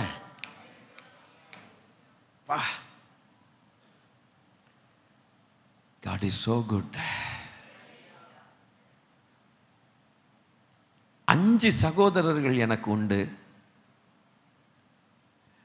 நான் ஒருத்தன் வந்து தொலைச்சுட்டேன், வெந்து போறேன்யா, தண்ணி இல்லை இங்க. அவங்க வராம இருக்கிறதுக்கு கொஞ்சம் அந்த லாசருவை அனுப்பி அவங்கள்ட்ட கொண்டு சொல்லுங்களேன், அவனுக்கு இந்த பக்கம் என் சகோதரர்கள் வந்துடக்கூடாது, என் சகோதரர்கள் வந்துடக்கூடாது, உன் சகோதரர்கள் வரக்கூடாது. ஆனால் உன் வாசலில் இருந்துட்டு புண்ணும் பருக்களுமாக இருந்து ரணமாக இருந்து ஃபீவர் வந்துச்சா, டெங்கு வந்துச்சா, காய்ச்சல் எவன் வந்துச்சுன்னு தெரியாதபடிக்கு அவன் ஒருத்தன் பிச்சைக்காரனுக்கு 2 இட்லி கூட உனக்கு போட முடியாத பெரிய பணக்காரன், அவன் நரகத்துக்கு போகணுன்ட்டு நீ ஆசைப்படுற. அவன் என்னைக்காவது பரலோகம் வரணுன்ட்டு நீ ஆசைப்பட்டியா? நீயே போகிறதுக்கு உனக்கு கண்ணு திறக்கலையே. ஆனால் அங்கே போனதுக்கப்புறம் இவன் என்ன சொல்கிறான்னா 5 சகோதரர்கள் எவ்வளவு சுயநலவாதிகள் பற்றியலா. நம்ம பேங்க்கில் ஒரு செக்கில், நம்ம பேங்க் அக்கௌண்ட்டில் செல்ஃப் அப்படின்னு போட்டு பின்னால் கையெழுத்து போட்டு யார்கிட்டயோ ஒருத்தர் கொடுத்து அவரும் கையெழுத்து போட்டு அவன் நம்ம காசை அவங்க எடுத்து கொண்டு வந்து கொடுப்பாங்க. இதுக்கு பேர் செல்ஃப் செக்குன்னு பேர். நம்ம பணத்தை நம்ம எடுக்கணும், நம்ம வர முடியல இன்னொருத்தரை அனுப்புகிறோம். என்னுடைய அக்கௌண்ட்டில் இருக்கிற காசு நீங்கள் எனக்கு தரணும், அதுக்கு பேர் என்ன சொல்கிறோம்? செல்ஃபுங்கிறோம். அதே போல் என்னுடைய பாரங்கள், என்னுடைய காரியங்களை மற்றவங்க பாரம் சொன்னால் கூட அதை நான் அப்படி ஒதுக்கிட்டு என் பாரத்தை நான் எடுக்கிறேன்னா செல்ஃப் செக் மாதிரி தானே இது. அப்போ அது செல்ஃப் தானே. அப்போ அந்த வார்த்தையை பயன்படுத்தலாமா? செல்ஃப்னு பயன்படுத்தலாமா? என்னுடைய நலத்துக்காகத்தானே என் பணத்தை எடுக்கிறேன். யாருடைய நலத்துக்காக எடுக்கிறேன் சொல்லுங்க? எனக்கு ஒரு தேவை இருக்குது, நான் எடுக்கிறேன். அப்போ அது நலமா? அப்போ செல்ஃப்னா தமிழாக்கம் சுயமா? சுயத்தையும் நலத்தையும் சேர்த்தா? அழகாக உங்களுக்கு எக்ஸ்பிளைன் பண்ணி கொடுத்துட்டேன். அடுத்தவன் ஒரு பாரத்தை சொல்லி சொல்லிக்கிட்டு இருக்கும்போது ஃபோன் பண்ணி தான் பாரத்தை சொல்கிறான்னா அவனுக்கு என்ன இருக்குது? அடுத்தவனை காட்டணும், இவன் பாரம்தான் பெருசாக தெரியுது. இன்னைக்கு தேவனுடைய பிள்ளைகள் ஒருவர் பாரத்தை ஒருவர் சுமக்க சொல்லுகிறார். ஒரு ஆள் ஹாஸ்பிட்டலில் இருக்கிறான் அப்படின்னு அவங்க சொல்கிறாங்க, பயங்கரமான ஒரு ஐசியூக்குள்ளே போகிறாங்க அப்படின்னு வரும் பொழுது நம்ம பேசாமல் இருந்துட்டு திரும்பி அவங்களே பேசுகிற அளவுக்கு வச்சுட்டோன்னா நம்ம ஜெயிச்சிருப்போம், இல்லைன்னு சொல்ல, அதை தப்பு சொல்லக்கூடாது. ஆனால் திரும்பி அவங்களுக்கு ஒரு ஒரு 2 மணி நேரம் 3 மணி நேரம் கழித்து என்னாச்சு, எப்படி இருக்கீங்கன்னு கேட்டால் அவங்களுக்கு எப்படி இருக்கும்? எங்களுக்காக ஒருவர் எங்கள் பாரத்தை எடுத்து ஞாபகத்தில் வச்சு எங்களை விசாரித்து ஜெபிக்கிறாங்க அப்படின்னு வரும் பொழுது எங்களுக்காக ஒருத்தர் நிற்கிறாங்கங்கிற ஒரு இது இருக்கும். ஆனால் நம்ம மெச்சூராகி தேறி வர வர வர நம்முடைய காரியங்கள் குறைஞ்சி மற்றவர்கள் காரியங்கள் நமக்கு அதிகமாக தோணும். அல்லேலூயா. இதை நான் படிக்கணும். சரி, அப்போ ஆசாரியனுடைய உதடுகள், அப்போ அந்த அறிவை காக்க வேண்டும்னா அந்த உதடுகளில் அறிவை கொடுத்தது கர்த்தர். ஏன் கொடுத்தார்? நீ நடமாடிக்கொண்டிரு, யாராவது உன்னிடத்தில் கேட்பார்கள், கேட்க மனதிருந்தால் அவர்கள் உன்னிடத்தில் அது கூட நான் ஹெல்ப் பண்ணுறேன். நீங்கள் ஒரு வார்த்தை ஃபோன் பண்ணி ஐயா எங்களுக்காக ஜெபிக்க முடியுமான்னு யாராவது கேட்டால் அந்த ஆசாரியன் போய் நான் வீட்டுக்கு ஜெபிக்கிறேன்னு சொல்கிற அளவுக்கு சில வார்த்தைகளை சொல்லி அவங்களை உற்சாகப்படுத்துறதுக்கு கூட நான் ஆட்களை வச்சிருக்கிறேன்னு சொல்கிறார். அப்படியானால் பாஸ்டர் ஒருவர் தானா? புதிய ஏற்பாட்டின்படி பார்க்கும்போது நம்ம ஆசாரியர்களும் ராஜாக்களும் ஆக்கி வச்சிருக்கிறார். இன்னைக்கு எத்தனை விசுவாசிகள் தெரியுமா அடுத்த ரட்சிக்கப்படாதவங்க வீடுகளுக்கு போய் ஜெபம் பண்ணிட்டு வர்றாங்க. அவங்க பாஸ்டர்ஸ் கிடையாது, இந்த மாதிரி ஒரு ஊழியத்தை செய்கிறவங்க கிடையாது. அக்கா நான் ஜெபிக்கிறேன்க்கா, இயேசு உங்களுக்கு நல்லது செய்வார்க்கா அப்படின்னு சொல்லிட்டு அவங்க வீடுகளில் புகுந்து ஒரு சின்ன ஜெபமெண்ட் வர்றாங்க, அவங்க சுகமாயிடுறாங்க. ஏன்னா புதிய ஏற்பாட்டின்படி ஒவ்வொருத்தரையும் கர்த்தர் ஆசாரியனாக வச்சிருக்கிறார். அதை செய்கிறதுக்கு இத்தனை பேர் ரெடியாக உலகத்தில் சுற்றிட்டு இருக்கோம். நம்ம லொக்காலிட்டி, நம்ம ஏரியாவில் சுற்றுறாங்க. எங்கே வேணாலும் போகலாம், யார்கிட்ட வேணாலும் கேட்டால் போதும், கொடுக்கறதுக்கு ரெடி. நம்ம செய்யாமல் இருக்கிறது தப்பு நம்ம மேலே, கேட்காம இருக்கிறது தப்பு அவங்க மேலே. ஆக மொத்தம் ரெண்டுமே அப்படி இருந்தால் ரட்சிப்பு எப்படி வரும்? நம்ம அந்த எண்ணத்திலேயே நம்ம போனோம்னா யாராவது ஒருத்தரை கர்த்தர் நம்மகிட்ட கூட்டு வருவார். ஐயா இது என்னையா தெரியலையா, எனக்கு சொல்லிக் கொடுங்கய்யா, வாழ்க்கை செத்து போகலாம் போல இருக்குயா அம்மா அப்படி சொல்லுவான். சூசைட் பண்ணிடலாம் போல இருக்குதுயா, முடியலையா, தாங்கலையான்ட்டு. அப்படியா, செய்கிறது சீக்கிரம் செஞ்சிரு அப்படின்ட்டு நம்ம வந்துடக்கூடாது. ஏன்னா அவங்க நாவில் என்ன இருக்குது? நாவில் என்ன இருக்குது? ஜீவன் இல்லை, அறிவு அங்கே இருக்குது, வேதம் இருக்குது, இருக்கணும். எனக்கு தெரியாது, ஆள் காட்டி வரல காட்டி பாஸ்டர் அங்கே இருக்காரு பாரு, அவர் நம்பர் வேணால் தாரேன், அது செஞ்சிங்கன்னா கூட நாங்கள் செஞ்சுருவோம். பட் நீங்கள் உங்கள் பொசிஷன் தெரியல உங்களுக்கு. You are not equipped to serve God. You are not ready. என்னைக்கு தான் ரெடி ஆகிறது? அப்போது இதையும் செய்தேன் நான். Hallelujah. Available in your priest's mouth. When any difficulty arise, you may ask. It comes from his mouth and I have given you my mouthpieces everywhere. எல்லா இடங்களையும் என்னுடைய மவுத் பீஸை நான் வச்சிருக்கிறேன். அடுத்து சூப்பரான ஒரு வார்த்தை, உபாகமம் 30:10. உன் தேவனாகிய கர்த்தருடைய சத்தத்துக்கு செவி கொடுத்து இந்த நியாயப்பிரமாண புஸ்தகத்தில் எழுதியிருக்கிற அவருடைய கற்பனைகளையும் கை கொள்ளும் போது கர்த்தரிடத்தில் உன் முழு இருதயத்தோடும் முழு ஆத்மாவோடும் திரும்பும் போது கர்த்தர் உன் பிதாக்கள் மேல் சந்தோஷமாய் இருந்தது போல உன்மேலும் உனக்கு நன்மை உண்டாக திரும்பவும் சந்தோஷமாய் இருப்பார். இதுலேருந்து என்ன தெரியுது? கர்த்தருக்கு ஸ்தோத்திரம். முதல்ல பார்த்தோம், நீ வானத்துக்கு ஏற வேண்டாம், சமுத்திரத்துக்கு தாண்டி போக வேண்டாம். ரெண்டாவது பார்த்தோம், நான் ஒருத்தருடைய வாயில் என்னுடைய கட்டளைகள் ஆஃபர்ஸ் சுமந்துட்டு போகிறாங்க, அவங்கள உன் நடுவில் நடமாட பண்ணிட்டு இருக்கிறேன். இப்போ இந்த வசனத்துலேருந்து என்ன தெரியுதுன்னா, ஒரு புஸ்தகம். இந்த இடத்துல என்ன போட்டிருக்கு? புக்கு, நியாயப்பிரமாண புஸ்தகம். உனக்கு அச்சடித்து புஸ்தகத்தையும் கொடுத்துருக்கிறேன். கொஞ்சம் கொஞ்சமாக நீங்கள் புரிஞ்சிட்டு வரணும். அல்லேலூயா. அப்போ வானத்திலிருந்து இறக்கினேன். நம்பர் 1, வானத்திலிருந்து, அதாவது உனக்கு எட்டாத தூரத்தில் இருக்கிறத பக்கத்தில் கொண்டு வந்துட்டேன். சமுத்திர தூரத்தில் இருக்கிறது எல்லாம் அவ்வளவு தூரத்தில் இருந்து முதலாவது நான் உனக்கு பக்கத்தில் கொண்டு வந்துட்டேன். ரெண்டாவது, நீ யார்கிட்ட கேட்குறதுன்னு தெரியலன்னு முழிச்சிக்கிட்டு இருக்கிற நேரத்தில் எந்த பக்கம் திரும்பினாலும் ஆசாரியர்கள் சுற்றிட்டு இருக்கிறான் உன் நடுவிலேயே. அப்போ அவனை நீ கேட்டினா அவன் வேதத்தில், அவன் வாயில் வேதம் இருக்கும், அவன் வாயில் வேதத்தை வச்சு உனக்கு ஹெல்ப் பண்ணுறதுக்காக உன் பக்கத்தில் ஒருத்தன் உன்னோட கூட நடமாட பண்ணுறதுக்கு கூட நான் செஞ்சிட்டேன். மூணாவது அவர் சொல்கிறது, சரி நீ யார்கிட்டையும் கேட்க கூச்சப்படுற, சரி ஏதோ நடக்குது, ரகசியமாக ஒரு புஸ்தகத்தை வாங்கி வாசிச்சுக்கலாம், யாருக்கும் தெரியாமல், அந்த புஸ்தகம் வெளியில் தெரியாதபடிக்கு ஒரு அட்டையை கூட போட்டுக்கோ, ரொம்ப பயமாக இருந்தா. அது கொண்டு வர்றதுக்கு வேறு பை, ஜோல்னா பையில் போட்டு, எத்தியா பையில் போட்டு மார்க்கெட்டுக்கு போகிற மாதிரி கொண்டு போய் இங்கே ரகசியமாக வேதத்தை வாசித்த எத்தனையோ பேர் ரசிக்கப்பட்டிருக்காங்க தெரியுமா? அது உங்களுக்கு ஸ்தோத்திரம். அட்டைகிட்டெல்லாம் போட்டு ரகசியமாக பெட்டு கீழே வச்சு அங்கே வச்சு இங்கே வச்சு யாரும் இல்லாத போது படிக்கிற ஜனங்கள் நிறைய பேர் உண்டு, ரசிக்கப்பட்டவங்க அவங்க. அப்படியே உனக்கு வேணாம், இன்னும் மினியேச்சர் சைஸில், குட்டி சைஸில் கிடியன்ஸ் இன்டர்நேஷனலில் ப்ளூ புக்கு கொடுக்குறாங்க. அப்படி பாக்கெட்டில் வச்சுட்டு போகிறதுக்கு, பர்ஸை பாக்கெட்டில் வைக்கிற செல்ஃபோன் தான் இப்போ நிறைய பாக்கெட்டில் இருக்குது, ப்ளூ புக்கை காணும். அப்படி கூட நான் பண்ணுறேன். அது வேண்டாம், நீ செல்லையே நான் உனக்கு நிறைய காரியங்கள் வச்சு. அதுக்காக ஜனங்கள் சபைக்கு வர்றவங்கெல்லாம் இவ்வளோ வசதி பண்ணி கொடுத்துருக்குறாரு ஆண்டவர், பரவாயில்லன்ட்டு பைபிளுக்கு பதிலாக செல்லை கொண்டு வந்துட்டு இப்படி இப்படி இப்படி இப்படின்னீங்கன்னா இல்லை, இப்படி இப்படி அதுதான் உண்டு, இப்படி இப்படி அல்ல. இப்படி இப்படின்னா என்ன அர்த்தம்? செல்போன் எப்படி? நமக்கல்ல, ஆஃபர் தெரிந்து கொள்ளாதவர்களுக்கு கர்த்தர் செய்கிற காரியங்கள் அப்படியும் செஞ்சு வச்சுட்டேன். டெக்னாலஜிங்கிற பேரில் என்னென்னலாம் செய்யணுமோ அதையும் செஞ்சு வச்சுட்டேன். இனி அப்போஸ்தலர் நடவடிக்கைகள் 17:24. இப்போ புக்கு பார்த்தீங்களா? புக்கை பற்றி பார்த்துட்டோம். கர்த்தர் நல்லவர். அப்போஸ்தலர் 17:27 பாருங்க.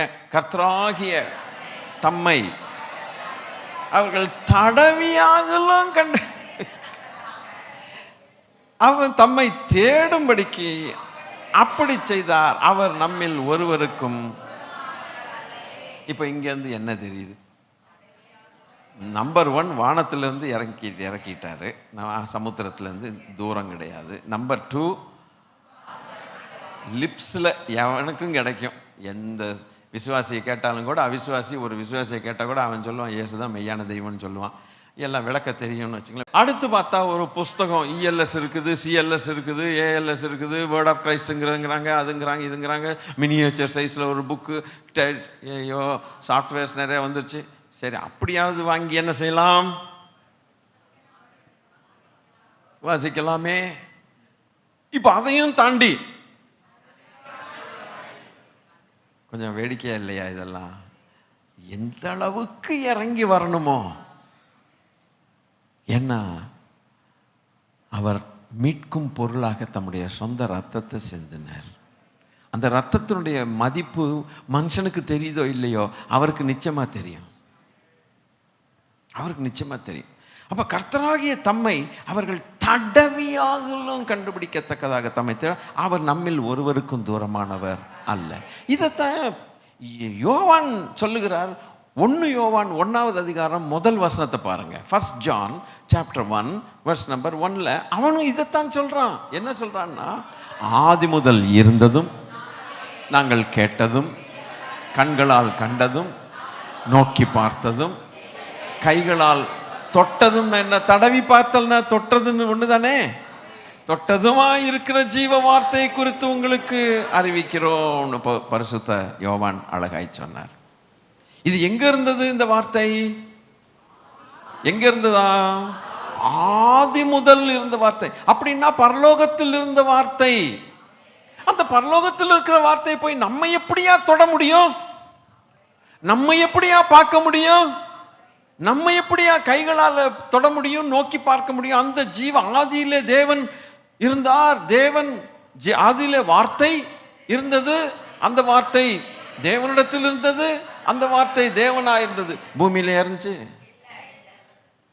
அந்த வார்த்தையை நாங்க தொட்டுட்டோம், அந்த வார்த்தையை பார்த்துட்டோம், அந்த வார்த்தையை தடவி பார்த்துட்டோங்கிறது ஜீவ வார்த்தையை நாங்க உங்களுக்கு சொல்றோம். அவர் எவ்வளவு இறங்கி வந்தால், அவர் தம்மை தாமே இறக்கி வந்தா மனுஷன் அவரை இறக்க முடியாது இல்லையா?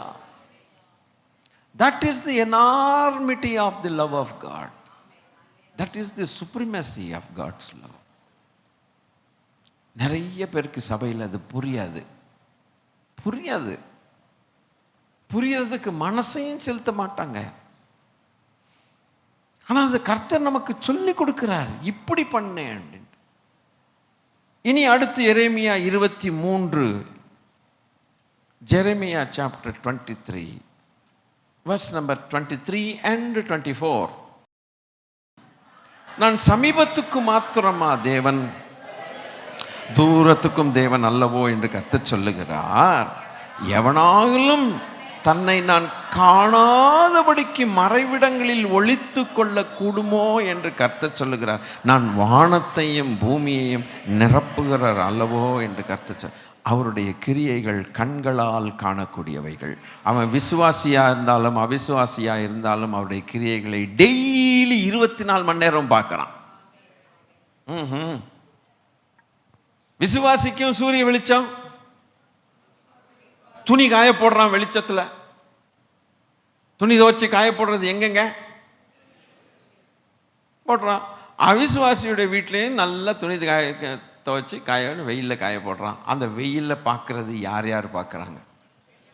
2 கூட்டத்தாரும் பார்க்குறாங்க. நான் நிரப்புகிறவர் எவனாவது நாம் பார்க்க முடியாதபடிக்கு எவனாவது ஒளிஞ்சிக்க முடியுமான்னு கேட்குறாரு. அவ்வளவு சமீபத்தில் இருந்து இந்த ஆஃபர்ஸ் யாக்கும் கொடுக்கிறார்.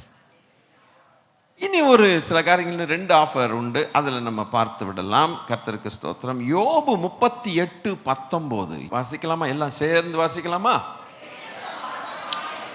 வெளிச்சம் வாசமாயிருக்கும் இடத்துக்கு வழி எங்கே? இருள் குடிகொண்டிருக்கும் ஸ்தானம் எங்கே? Where is the way where light dwelleth? அவர் கேள்வி கேட்கப்படுது பாருங்க.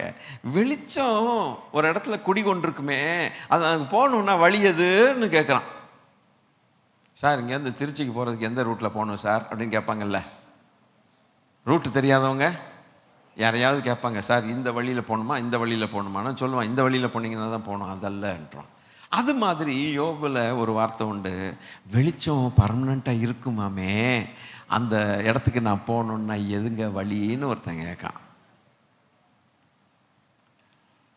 அப்போ ஆண்டவர் சொல்லுகிறார், நீ இருளில் இருந்து கொண்டு நீ வெளிச்சத்துக்காக நீ ஆசைப்படுகிற நான் உனக்கு வழியுது வழியாது வழியுது வழியுதுன்னு சொல்லிட்டு உன்னை திணற விடாமல்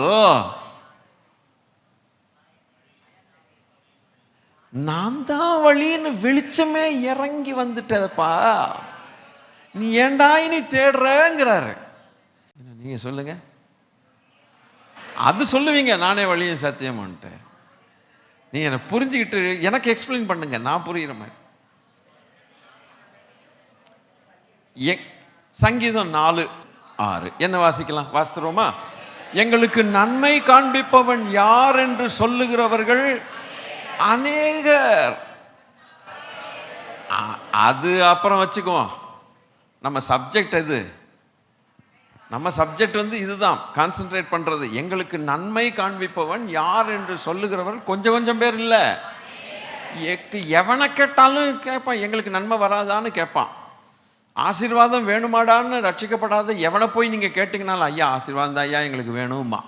சாபம் வேணும்னு ஒருத்தன் வாயிலேருந்து இன்னைக்கு வரப்போகிறதே இல்லை. அப்போது இங்கே ஒரு கேள்வி கேட்கப்படுகிறது, என்னன்னு கேட்டால், வெளிச்சம்னு ஒன்று இருக்குமாமே, அதுக்கு போகிறதுக்கு வழி எதுன்னு கேட்குறான். அப்போ ஜனங்கள், மக்கள் பொதுவாக மனுக்குலம் நிச்சயமாக வெளிச்சத்தை தேடும்னு ஆண்டவருக்கு தெரியும் அல்லவா? அப்போ ஆண்டவர் என்ன செய்தார்? நீ வெளிச்சத்தை கண்டுபிடி பார்க்கலாம் என்று சொல்லி அவனை உயிரை வாங்குகிற தெய்வம் அல்ல. அந்த ரூட்டில் போ, இந்த ரூட்டில் போ. சில பேர் சில ரூட்டு சொன்னாலே நமக்கு ஆபத்து. என்ன இப்படி போங்க சாருமா, இவன் பேச்சை நம்பி அப்படி 10 கிலோமீட்டர் போயிட்டு வந்ததுக்கப்புறம் உங்களை யார் இந்த பக்கம் வர சொன்னது? ஐயா இது வேற ரூட்டு, வேற ஊருக்கு போகுது, மண்டை காஞ்சிரும். அது போல தான் சிலர் ரூட்டு கேட்கறது ஆபத்து. புரியல உங்களுக்கு? வேணா நீங்கள் டெஸ்ட் பண்ணி பாருங்கள். எவனா கொண்டாமனா சொல்லிடுவான், இந்த அப்படி போ அப்படின்ட்டு போயிடுவான். அவனை அனுப்பி விட்டு இவன் இப்படி போயிடுவான். இது மாதிரி ஒரு 4 பேர் நம்மளை அனுப்பி விட்டாங்கன்னா என்ன ஆகுறது? சுற்றி சுற்றி சுற்றி சுற்றி நம்ம அவ்வளவுதான், முடிஞ்சது கதை. ஆண்டவர் பார்த்தார், மதங்கள் இது அப்படித்தான் சொல்லுது. ஒரு மதம் இப்படி போன்னு சொல்லுது. என்ன பேசலாமா? இன்னொரு மதம் என்ன சொல்லுதுன்னா இப்படி போகணும். இன்னொரு மதம் என்ன சொல்லுன்னா எங்கள் மதம் தான் வசதி, இப்படி வான்னு சொல்லுது. இன்னொரு மதம் சொல்லுது எங்கள் மதம் தான் பூர்வீக மதம்ங்குது. இதை சொல்லி மக்கள் இங்கேயும் அங்கேயும் அங்கேயும் இங்கேயும் அலைஞ்சு அலைஞ்சு அலைஞ்சு அலைஞ்சு வெளிச்சம் இருக்கிற நாட்டுக்கு நான் போக முடியலையே, ஒரு வேளை ஒழுங்காக சொல்ல மாட்டேங்கிறானே அப்படிங்கிற அவதிப்படும் போது அந்த வெளிச்சமே இறங்கி வந்துட்டேன்ட்டாரு. நான் தான் அந்த வெளிச்சம், என்னை பின்பற்றுகிறவன் இருளிலே நடக்காமல்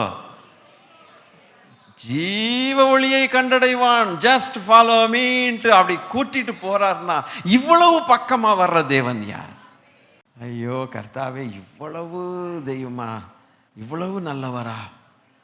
அப்போ அடுத்த அந்த வசனத்துக்கு அப்புறம் அல்லேலூயா இன்னொரு வசனம், எஸ்தரின் புஸ்தகம் 8வது அதிகாரம் 16வது வசனம். இவ்விதமாய் யூதருக்கு வெளிச்சமும் மகிழ்ச்சியும் களிப்பும் கனமும் ஒரு கூட்டத்து ஜனத்துக்கு இந்த வெளிச்சம் வந்ததாம். அல்லேலூயா. இருள் வரணும்னு சொல்லி பிசாசு ஐடியா போட்டு அவன் வேலை செஞ்சிட்டு இருக்கும்போது தம்முடைய ஜனத்துக்கு தேவன் கொடுத்தது வெளிச்சம், மகிழ்ச்சி. வெளிச்சம் எங்கே இருக்குதோ அங்கே மகிழ்ச்சி. மகிழ்ச்சி எங்கே இருக்குதோ களிப்பு, களிப்பும் மகிழ்ச்சியும் உண்மையாக இருக்கும்போது கனம் உண்டாகிறது. எல்லாரும் யூதர்களை பின்பற்ற ஆரம்பிச்சிருவான். அல்லேலூயா, ஸ்தோத்திரம். அப்போ இது ஒரு வசனம். இனி அடுத்து யோபு 22:28.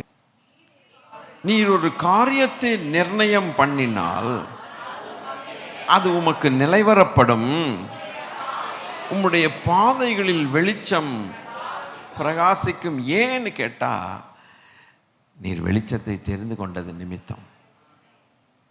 வெளிச்சத்தை தெரிந்து கொண்ட பிள்ளைகளுக்கு ஒரு அருமையான ஒரு நல்ல செய்தி இந்த காலை வேளையிலே வருகிறது. என்னன்னு கேட்டா, ஒரு காரியத்தை நீர் நிர்ணயம் பண்ணி கொண்டால் அது நிலைவரப்படும். நிலவரப்படணுமா உங்களுக்கு, இல்லை வேண்டாமான்னு நான் கேட்குறேன். யாருக்கோ சொல்கிறாங்கன்னு நினைக்கிறீங்களா? அதை நம்ம கொஞ்சம் பர்சனலைஸ் ஆக்கிக்குவோம், கொஞ்சம் அப்ளை பண்ணிக்குவோம் நமக்கு. இல்லையா? நீங்கள் வெளிச்சத்தின் பிள்ளைகளா இல்லை இருளின் பிள்ளைகளா?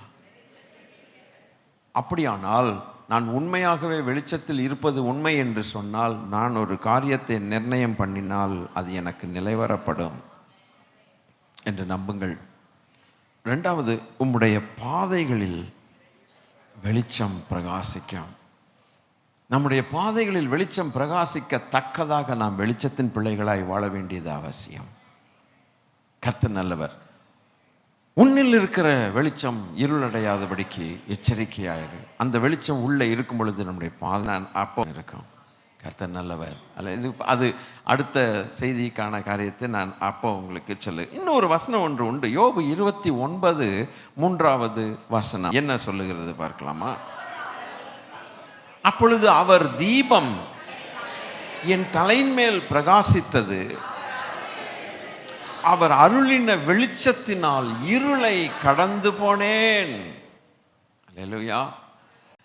அப்பொழுது அவர் தீபம் என் தலையின் மேல் பிரகாசித்தது, அவர் அருளின வெளிச்சத்தினாலே நான் கடந்து போனேன். வெளிச்சமும் இருளும் அடுத்த ஆஃபர். ஃபர்ஸ்ட் ஆஃபர் ஜீவனும் மரணமும், நன்மையும் தீமையும், வெளிச்சமும் இருளும் அடுத்த ஆஃபர் அவர் கொண்டு வந்து சேர்க்கிறார்.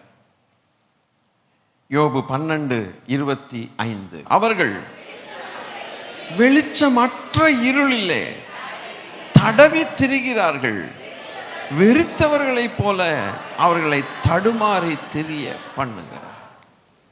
They are groping, they grope in darkness without light, groping on the walls like blind men, and maketh them to stagger like a drunken man. அந்த வார்த்தை பாருங்க. அவர் வெளிச்சமற்ற இருளில் தடவி திரிகிறார்கள். இன்று இயேசுவை ஏற்றுக்கொள்ள மனது இல்லாவிட்டால் இப்படிப்பட்ட ஒரு இடத்தை ஆண்டவரே தர வேண்டிய நிலைமைக்குள் தள்ளப்படுகிறார்கள். அப்படியானால் இயேசு கிறிஸ்துவை ஏற்றுக்கொள்ளுகிறது எவ்வளவு கடமை என்று சொல்ல மாட்டேன், கட்டாயம் என்று சொல்லுகிறேன். மதம் மாறுகிறதல்ல, இயேசு கிறிஸ்துவுக்கு நம் இருதயத்தை கொடுப்பது கட்டாயமே கொடுத்து ஆக வேண்டும். வசனம் என்ன சொல்லுகிறது? வெளிச்சமற்ற இருள். இன்னைக்கு பூமியில் வெளிச்சம் போல தோணும். அவனுடைய டவுன்ஷிப்பில் எல்லாம் எக்விப்டு, வெல் எக்விப்டு டவுன்ஷிப்பு. குடி வேணுமா, விபச்சாரம் பண்ணணுமா, சிகரெட்டு குடிக்கணுமா, எது வேணால் மனம் போன போக்கில் போகலாம், யாரையும் அடிக்கலாமா, கொலை பண்ணலாம், எது வேணால் செய்யுங்கிறான். It is equipped. பட் போகக்கூடிய இடம் வெளிச்சம் இல்லாத இருள், தடவ வேண்டிய ஒரு நிரந்தரமாக இருக்கும். இயேசு கிறிஸ்து ஒருவரே வழி, வெளிச்சத்துக்கு வழி, ஜீவன் அவரே, சத்தியம் அவரே, அவரே உனக்கு நித்திய ஜீவனை தருகிறவர் என்று அவரை நிராகரிக்கும் போது நம்முடைய இருளை நாமே தெரிந்து கொள்ளுகிறோம். வந்து விடுவோம், ஆண்டவர் பிடித்துக்கொள்வோம், அவரை ஏற்றுக்கொள்வோம், நித்திய பரலோகத்தில் சேருவோம், ரட்சிக்கப்படுவோம். மனம் திரும்பி பாவங்களுக்காக வருந்தி அவரிடத்தில் பாவ மன்னிப்பை பெற்றுக்கொண்டு பரிசுத்தமாய் உலகத்தில் வாழுவோம், நித்திய ஜீவனை பெறுவோம். This offer is coming to you as a free gift. இந்த ஆஃபர் உங்களுக்கு ஃப்ரீயாக நமக்கு வருகிறது. அல்லேலூயா, கர்த்தர் நல்லவர். அந்த ஒரு வசனத்தில் அப்படி நம்ம வாசித்திருக்கிறோம். இனி அதே யோபு 18வது அதிகாரம் 8ம் 9 ஆகிய 2 வசனங்கள். அவன் தன் கால்களின் வலையில் அகப்பட்டு வலை சிக்கலிலே நடக்கிறான். கண்ணி அவன் குதிகாலை பிடிக்கும், பரிகாரக்காரர் அவனை மேற்கொள்வார்கள். வெளிச்சமில்லாத இடத்தில் நடக்கக்கூடிய இடம் நிலைமை இதுதான். ஹல்லேலூயா. 8வது வசனத்தில் பார்க்கும்போது அவன் தன் கால்களினாலே வலையில் அகப்பட்டு, வெளிச்சம் இருந்தால் வலை எங்கே இருக்குன்னு தெரியாது. இருட்டுக்குள்ளே வலை எங்கே இருக்குன்னு எவனுக்கு தெரியும்? ஸ்தோத்திரம். லைட்டு போச்சு, ரொம்ப கவனமாக எங்கள் வீட்டில் இருக்கவங்கெல்லாம் அந்த இடத்துலையே நில்லுங்கன்னு ஒரு சவுண்டு போடுவோம். எங்கே நகர்ந்துடாதீங்க, நான் எங்கே அருகாமனை இருக்குது, எங்கே கத்தி இருக்குது, எங்கே ஸ்டூல் இருக்குது, இடித்து விழுந்துடும். அந்த வலை எங்கே இருக்குதுன்னா இருளில் இருக்கிறது. வெளிச்சமாக இருக்கிற வெளிச்சத்தில் இருக்கிறவன் வலைக்கு தப்புவான். அல்லேலூயா. இனி ஒரு வசனத்தை வாசித்து யோபு 24:13. அவர்கள் வெளிச்சத்துக்கு விரோதமாய் நடக்கிறவர்களின் கூட்டத்தார். என்னை மாதிரி நீங்க வாசிக்கணும். அவர்கள் அவருடைய வழிகளை அறியாமலும் அவருடைய பாதைகளில் தரிக்காமலும் இருக்கிறார்கள். வெளிச்சமே வந்து நான் தான் வெளிச்சம்னு சொன்னாலும் கூட அவர்கள் வெளிச்சத்துக்கு விரோதமாய் நடக்கிற கூட்டத்தார். எப்படி தப்பித்து கொள்ள முடியும்? இன்னைக்கு நமக்கு தேவன் செய்த கிருபை, அல்லேலூயா, வெளிச்சத்தை தேடி போகல, வெளிச்சம் நம்மை தேடி வந்தது. மதத்தில் சேர்ந்தவர்களாய் இருந்தோம். இங்க போனாங்க, அங்க போனாங்க, இதை செய்யினாங்க, அதை செய்யினாங்க, புண்ணியம் கிடைக்குமான்ட்டு போனோம். சாத்தானுக்கு ஊழியம் செய்ய போன நிலைமையில் என்னை தேவன் பிரித்து எடுத்த. கொஞ்சம் விட்டுருந்தா உள்ளே போயிருப்பேன். இல்லை, நான் இந்நேரம் உயிரோடு இருந்திருப்பேன். நான் எனக்கே தெரியாது. அவன் க்ளோஸ் பண்ணியிருப்பான். ஏற்கனவே என்னுடைய தாயை க்ளோஸ் பண்ணணும். 82 சூசைடுக்கு போயிட்டோம். இப்படியெல்லாம் நடந்தது. இன்னைக்கு ஜீவமார்க்கத்தை எனக்கு தெரியப்படுத்தினீர். ஜீவமார்க்கத்தை, அந்த வெளிச்சத்தின் தேவன். இனி அடுத்து அல்லேலூயா, உபாகமத்தின் புஸ்தகம் 30வது அதிகாரம் 19வது வசனத்தை மறுபடியும் வாசித்தால்,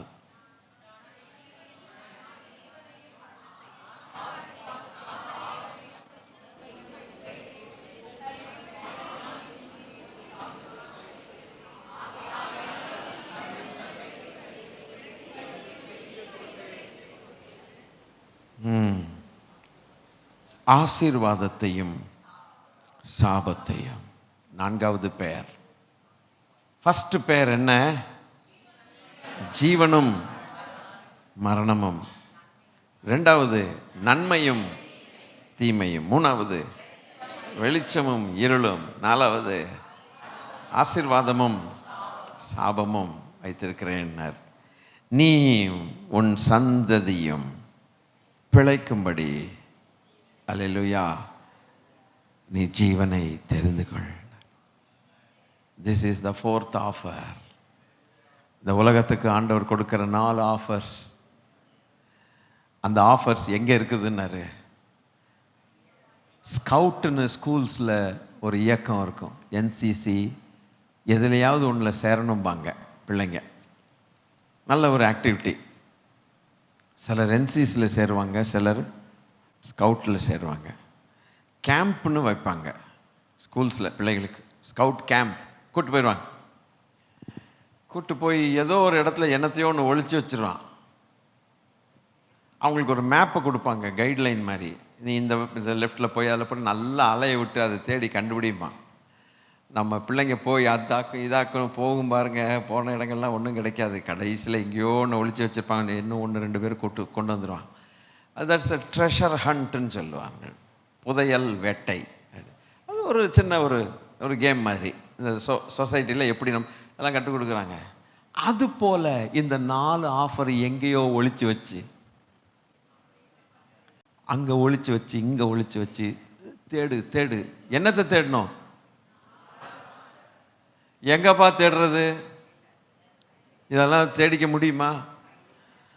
ஆண்டவர் அவ்வளவும் அழகா டோர் ஸ்டெப்பில் முதல்ல வானத்திலேருந்து இறக்குனார், ரெண்டாவது லிப்ஸில் கொடுத்தார், மூணாவது கண்கள். ஒரு கண்களுக்கு ஒரு வசனத்தை வாசிக்கணும்னா லூக்கா 2வது அதிகாரம் 31, 32 வாசிப்போமா? தேவரீர் சகல ஜனங்களுக்கு முன்பாக ஆயத்தம் பண்ணின உம்முடைய ரட்சணத்தை என் கண்கள் கண்டது. அப்ப மனுஷனுடைய கண்கள் காணத்தக்கதாக தேவனுடைய ரட்சண்யம் வெளிப்பட்டது. அவர் சகல ஜனத்துக்கும் அந்த ரட்சணத்தை ஆயத்தம் பண்ணினாராமே. அப்ப வானத்திலிருந்து இறக்குனது ஒண்ணு, நடமாடும் வார்த்தைகள், ஆசாரியர்கள் நடமாடும் வார்த்தையாக நம்ம மத்தியில நடமாட பண்ணது 2, கண்களை பார்க்கக்கூடியது 3, புஸ்தகத்தில் எழுதி கொடுத்தது 4. இனி அடுத்து எரேமியா 33:3 ரொம்ப ரொம்ப ஃபேமஸான வசனம் போல இருக்குது இது. என்னை நோக்கி கூப்பிடு, அப்பொழுது நான் உனக்கு உத்தரவு கொடுத்து நீ அறியாததும் பெரிய காரியங்களை உனக்கு.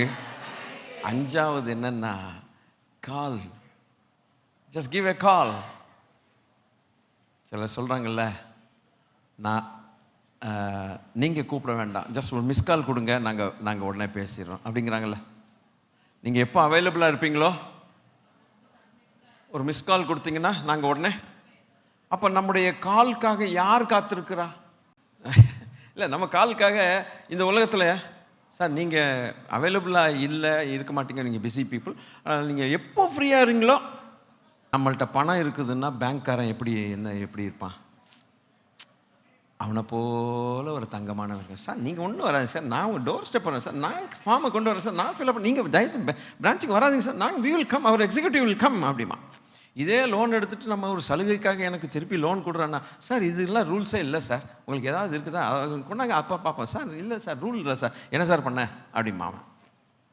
அதுபோல் ஒரு ஒரு ஒரு மதிப்புக்குரிய பெரியவங்களை நம்ம என்ன செய்யணும்னு சொல்லுவோன்னா, கூப்பிடியா, நீ கூப்பிட்ட பிறகு நாங்கள் ஃப்ரீயாக இருந்தால் தான் அட்டன் பண்ணுவோம், இல்லைன்னா இல்லைன்னு சொல்லுவோமா? அவங்களுக்கு மதிப்பு கொடுத்தா என்ன சொல்லுவோம்? சார் நீங்கள் எப்போ ஃப்ரீயாக இருக்கீங்களோ ஜஸ்ட் ஒரு மிஸ் கால் கொடுத்துருங்க, கொடுங்க, நாங்கள் உடனே நாங்கள் கூப்பிட்றோம் சார், நீங்கள் கூப்பிட வேண்டாம். ஏன்? அவங்க மேலே வச்சுருக்கிறேன். அப்போ அவங்களுக்கு எவ்வளோ கனத்தை நம்ம கொடுக்குறோம்? நீங்கள் ஃபோன் பண்ணி நாங்கள் இல்லை சார், நீங்கள் ஜஸ்ட் கால் கொடுத்தீங்க, நாங்கள் தான் சார் உங்கள்கிட்ட பேசணும். பணம் பிடுங்குறவன் தான் பேசுவான், சரிங்களா? அது போல் ஆண்டவர் சொல்கிறார், உனக்கு எப்போ தேவையோ just give me one call, I will attend. எப்பா என்னுடைய தாட்ஸ் இப்படி போகும், இந்த லைனில் போகும். அப்போது வானத்திலேருந்து இறக்கி தர்றதே ஒரு மகா பெரிய புண்ணியம். இவ்வளோ நேரம் உட்கார்ந்துருந்ததே மகா பெரிய புண்ணியம். நம்பர் 1. 2, நடமாடும் ஆசாரியர்களை கொண்டு எந்த நைட்டோ ராத்திரியோ கேட்டால் என் சுற்றுறானுங்க இவனுங்கெல்லாம், எங்கள் ஆசாரியன் தான் அவன் வாயில் நான் வச்சுருக்கிறேன்ப்பா, எம்மன்னா சொல்லுவாங்க, கேட்டுக்கோ, உனக்கு தூரமானவன் கிடையாது. நம்பர் 2. 3, புஸ்தகம், உனக்கு புக்கு ஃபார்மில் வேணுமா, உட்காந்து எவனும் பேசக்கூடாது, எல்லாம் கதவை அடிச்சு போட்டு புக்கை வாசிப்பேன்னா நீ அதை அப்படியும் செய்கிறேன். 3, 4, கண்ணால் பார்த்தா தான் முடியும்னா, அப்போ சரி நான் வந்துட்டேன் பார்த்துக்கோ. நம்பர் 4. நம்பர் 5, சரி கொஞ்சம் கூப்பிட்டு பார்ப்போம், நீ கூப்பிட்டு பார்த்தா நான் உடனே உனக்கு கால்க்கு அட்டன் பண்ணுறேன், நீ தான் விஐபி அப்படின்னா நம்ம மேலே இவ்வளோ பைத்தியம் கொண்ட தேவனுக்கு எப்படி நம்ம நன்றி சொல்ல முடியும்? கொஞ்சம் யோசிச்சு பாருங்க.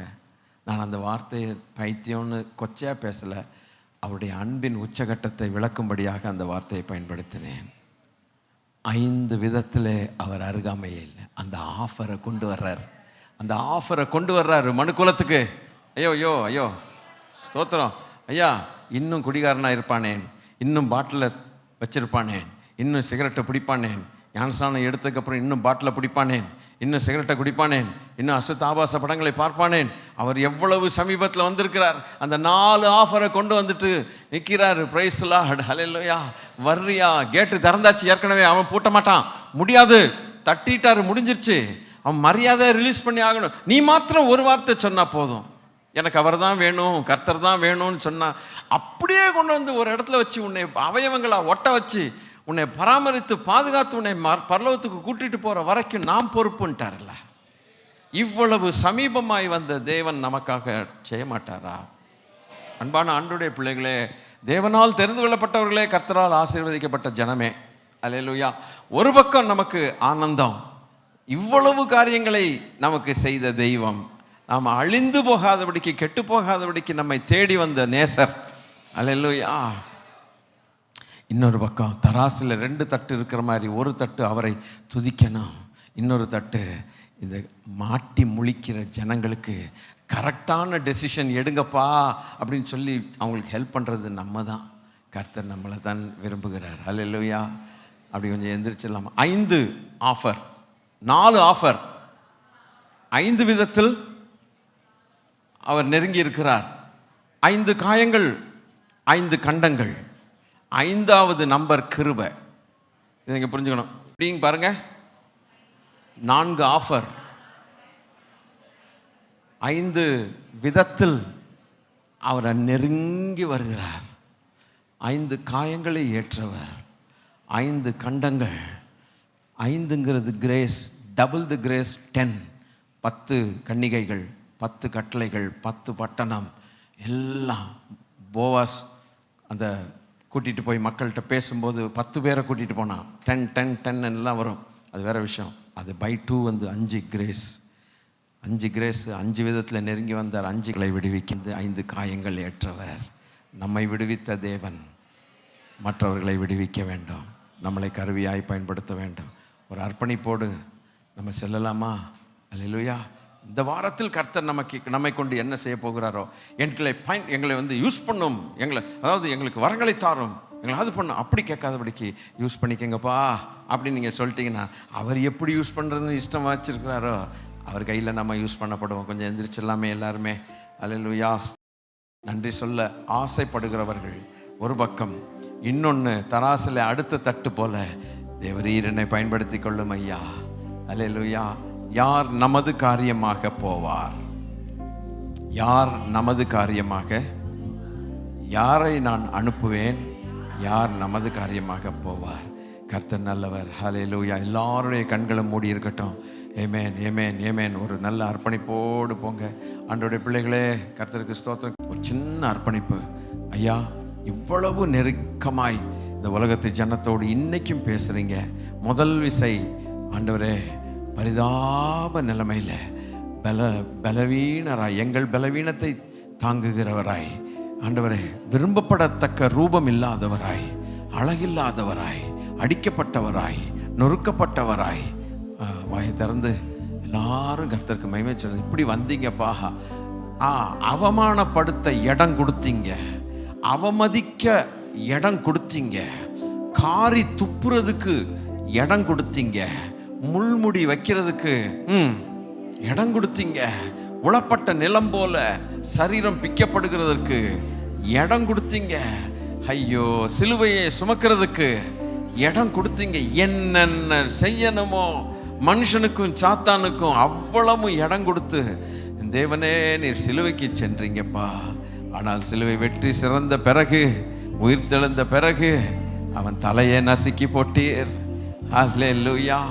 வேண்டும் என்று சொல்லுகிற மக்களை விட முடியாதுன்னு சொல்லி கொண்டிருந்த பிசாசனுடைய பிடியிலிருந்து இழுத்து கொண்டு வந்து ஒரு பெட்டகத்தை, மனுஷன் உண்டாக்க முடியாத ஒரு establishment, the church of God, அதில் கொண்டு வந்து எங்களை சேஃபாக, பங்கர்ஸ்ன்னு சொல்கிறாங்கல்ல, யூஎஸ்ல எல்லாம் பங்கர்ஸ் இருக்கும், என்ன பாம்பு போட்டாலும் அந்த பங்கர்ஸ் சேதமாகாது. அதுபோல் இந்த சபையை ஒன்றும் சேதப்படுத்த முடியாத ஒரு பெட்டகத்துக்குள்ளே கொண்டு வந்து ஆத்துமாக்களை காப்பாற்றி, காலம் நிறைவேறும் பொழுது அவருக்காய் காத்து கொண்டிருக்கிறவர்களை அவரிடத்தில் சேர்க்கும்படிக்கு, பாவ சரீரத்தோடு பாவம் சுமக்கிறவராய் வரமாட்டாராம், பயங்கரமான பராக்கிரமசாலியாய் பரலோகத்தின் தேவன், மகிமையின் தேவன் வெளிப்படுவார். இதற்காய் காத்து கொண்டிருக்கிறவர்கள் யார்? அந்த பெட்டகத்துக்குள் வைக்கப்பட்டவர்கள். ஹல்லேலூயா. சபை தேவனுடைய வருகைக்காய் காத்து கொண்டிருக்க வேண்டும், அவருடைய வருகைக்காய் ஆவலாய் காத்து கொண்டிருக்க வேண்டும், அவருடைய வருகையிலே போகிறதற்கு தயாராய் இருக்க வேண்டுமே. நம்மை தயார்படுத்துகிறது தேவனே. ஆவி என்னும் அச்சாரத்தை தந்தவரும் நமக்கு அவரே. நன்றி. ஹல்லேலூயா. அதே நேரத்தில் இந்த சபைக்கு பொறுப்பும் உண்டு. இன்னும் அநேகர் அந்த அந்த கட்டுகளுக்குள் இருக்கிறார்களே, நம்மளால் இயன்ற மட்டும் தேவன் நம்மை பயன்படுத்தட்டும்.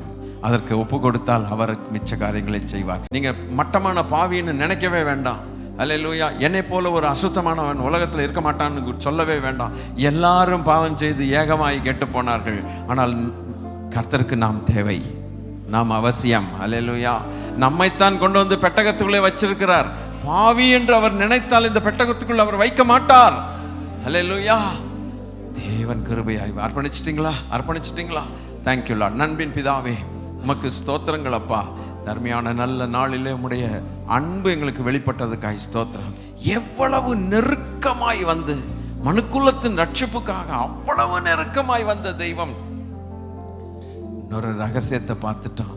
எல்லாமே இந்த உலகத்தில் உலக மக்களால் ஆரம்பிக்கப்படுது. காலேஜோ, ஸ்கூலோ, ஹாஸ்பிட்டலோ, எதுவாக இருந்தாலும் கவர்மெண்ட்டு அப்படி ஆரம்பிக்கிறாங்க. ஆனால் இதில் ஒரு எஸ்டாப்ளிஷ்மெண்ட் ஒன்று மாத்திரம் மனுஷர்களால் ஸ்தாபிக்கப்பட முடியாததும் ஸ்தாபிக்காததும் ஆக்கிய ஒரு establishment, the church of the living church of the living God. அதில் கொண்டு வந்து ஆத்மாக்களை வைக்கிறீங்க. சாத்தான் அதை டெஸ்ட்ராய் பண்ணணும்னு பார்க்குறான். அவனால் அது முடியவே முடியாது.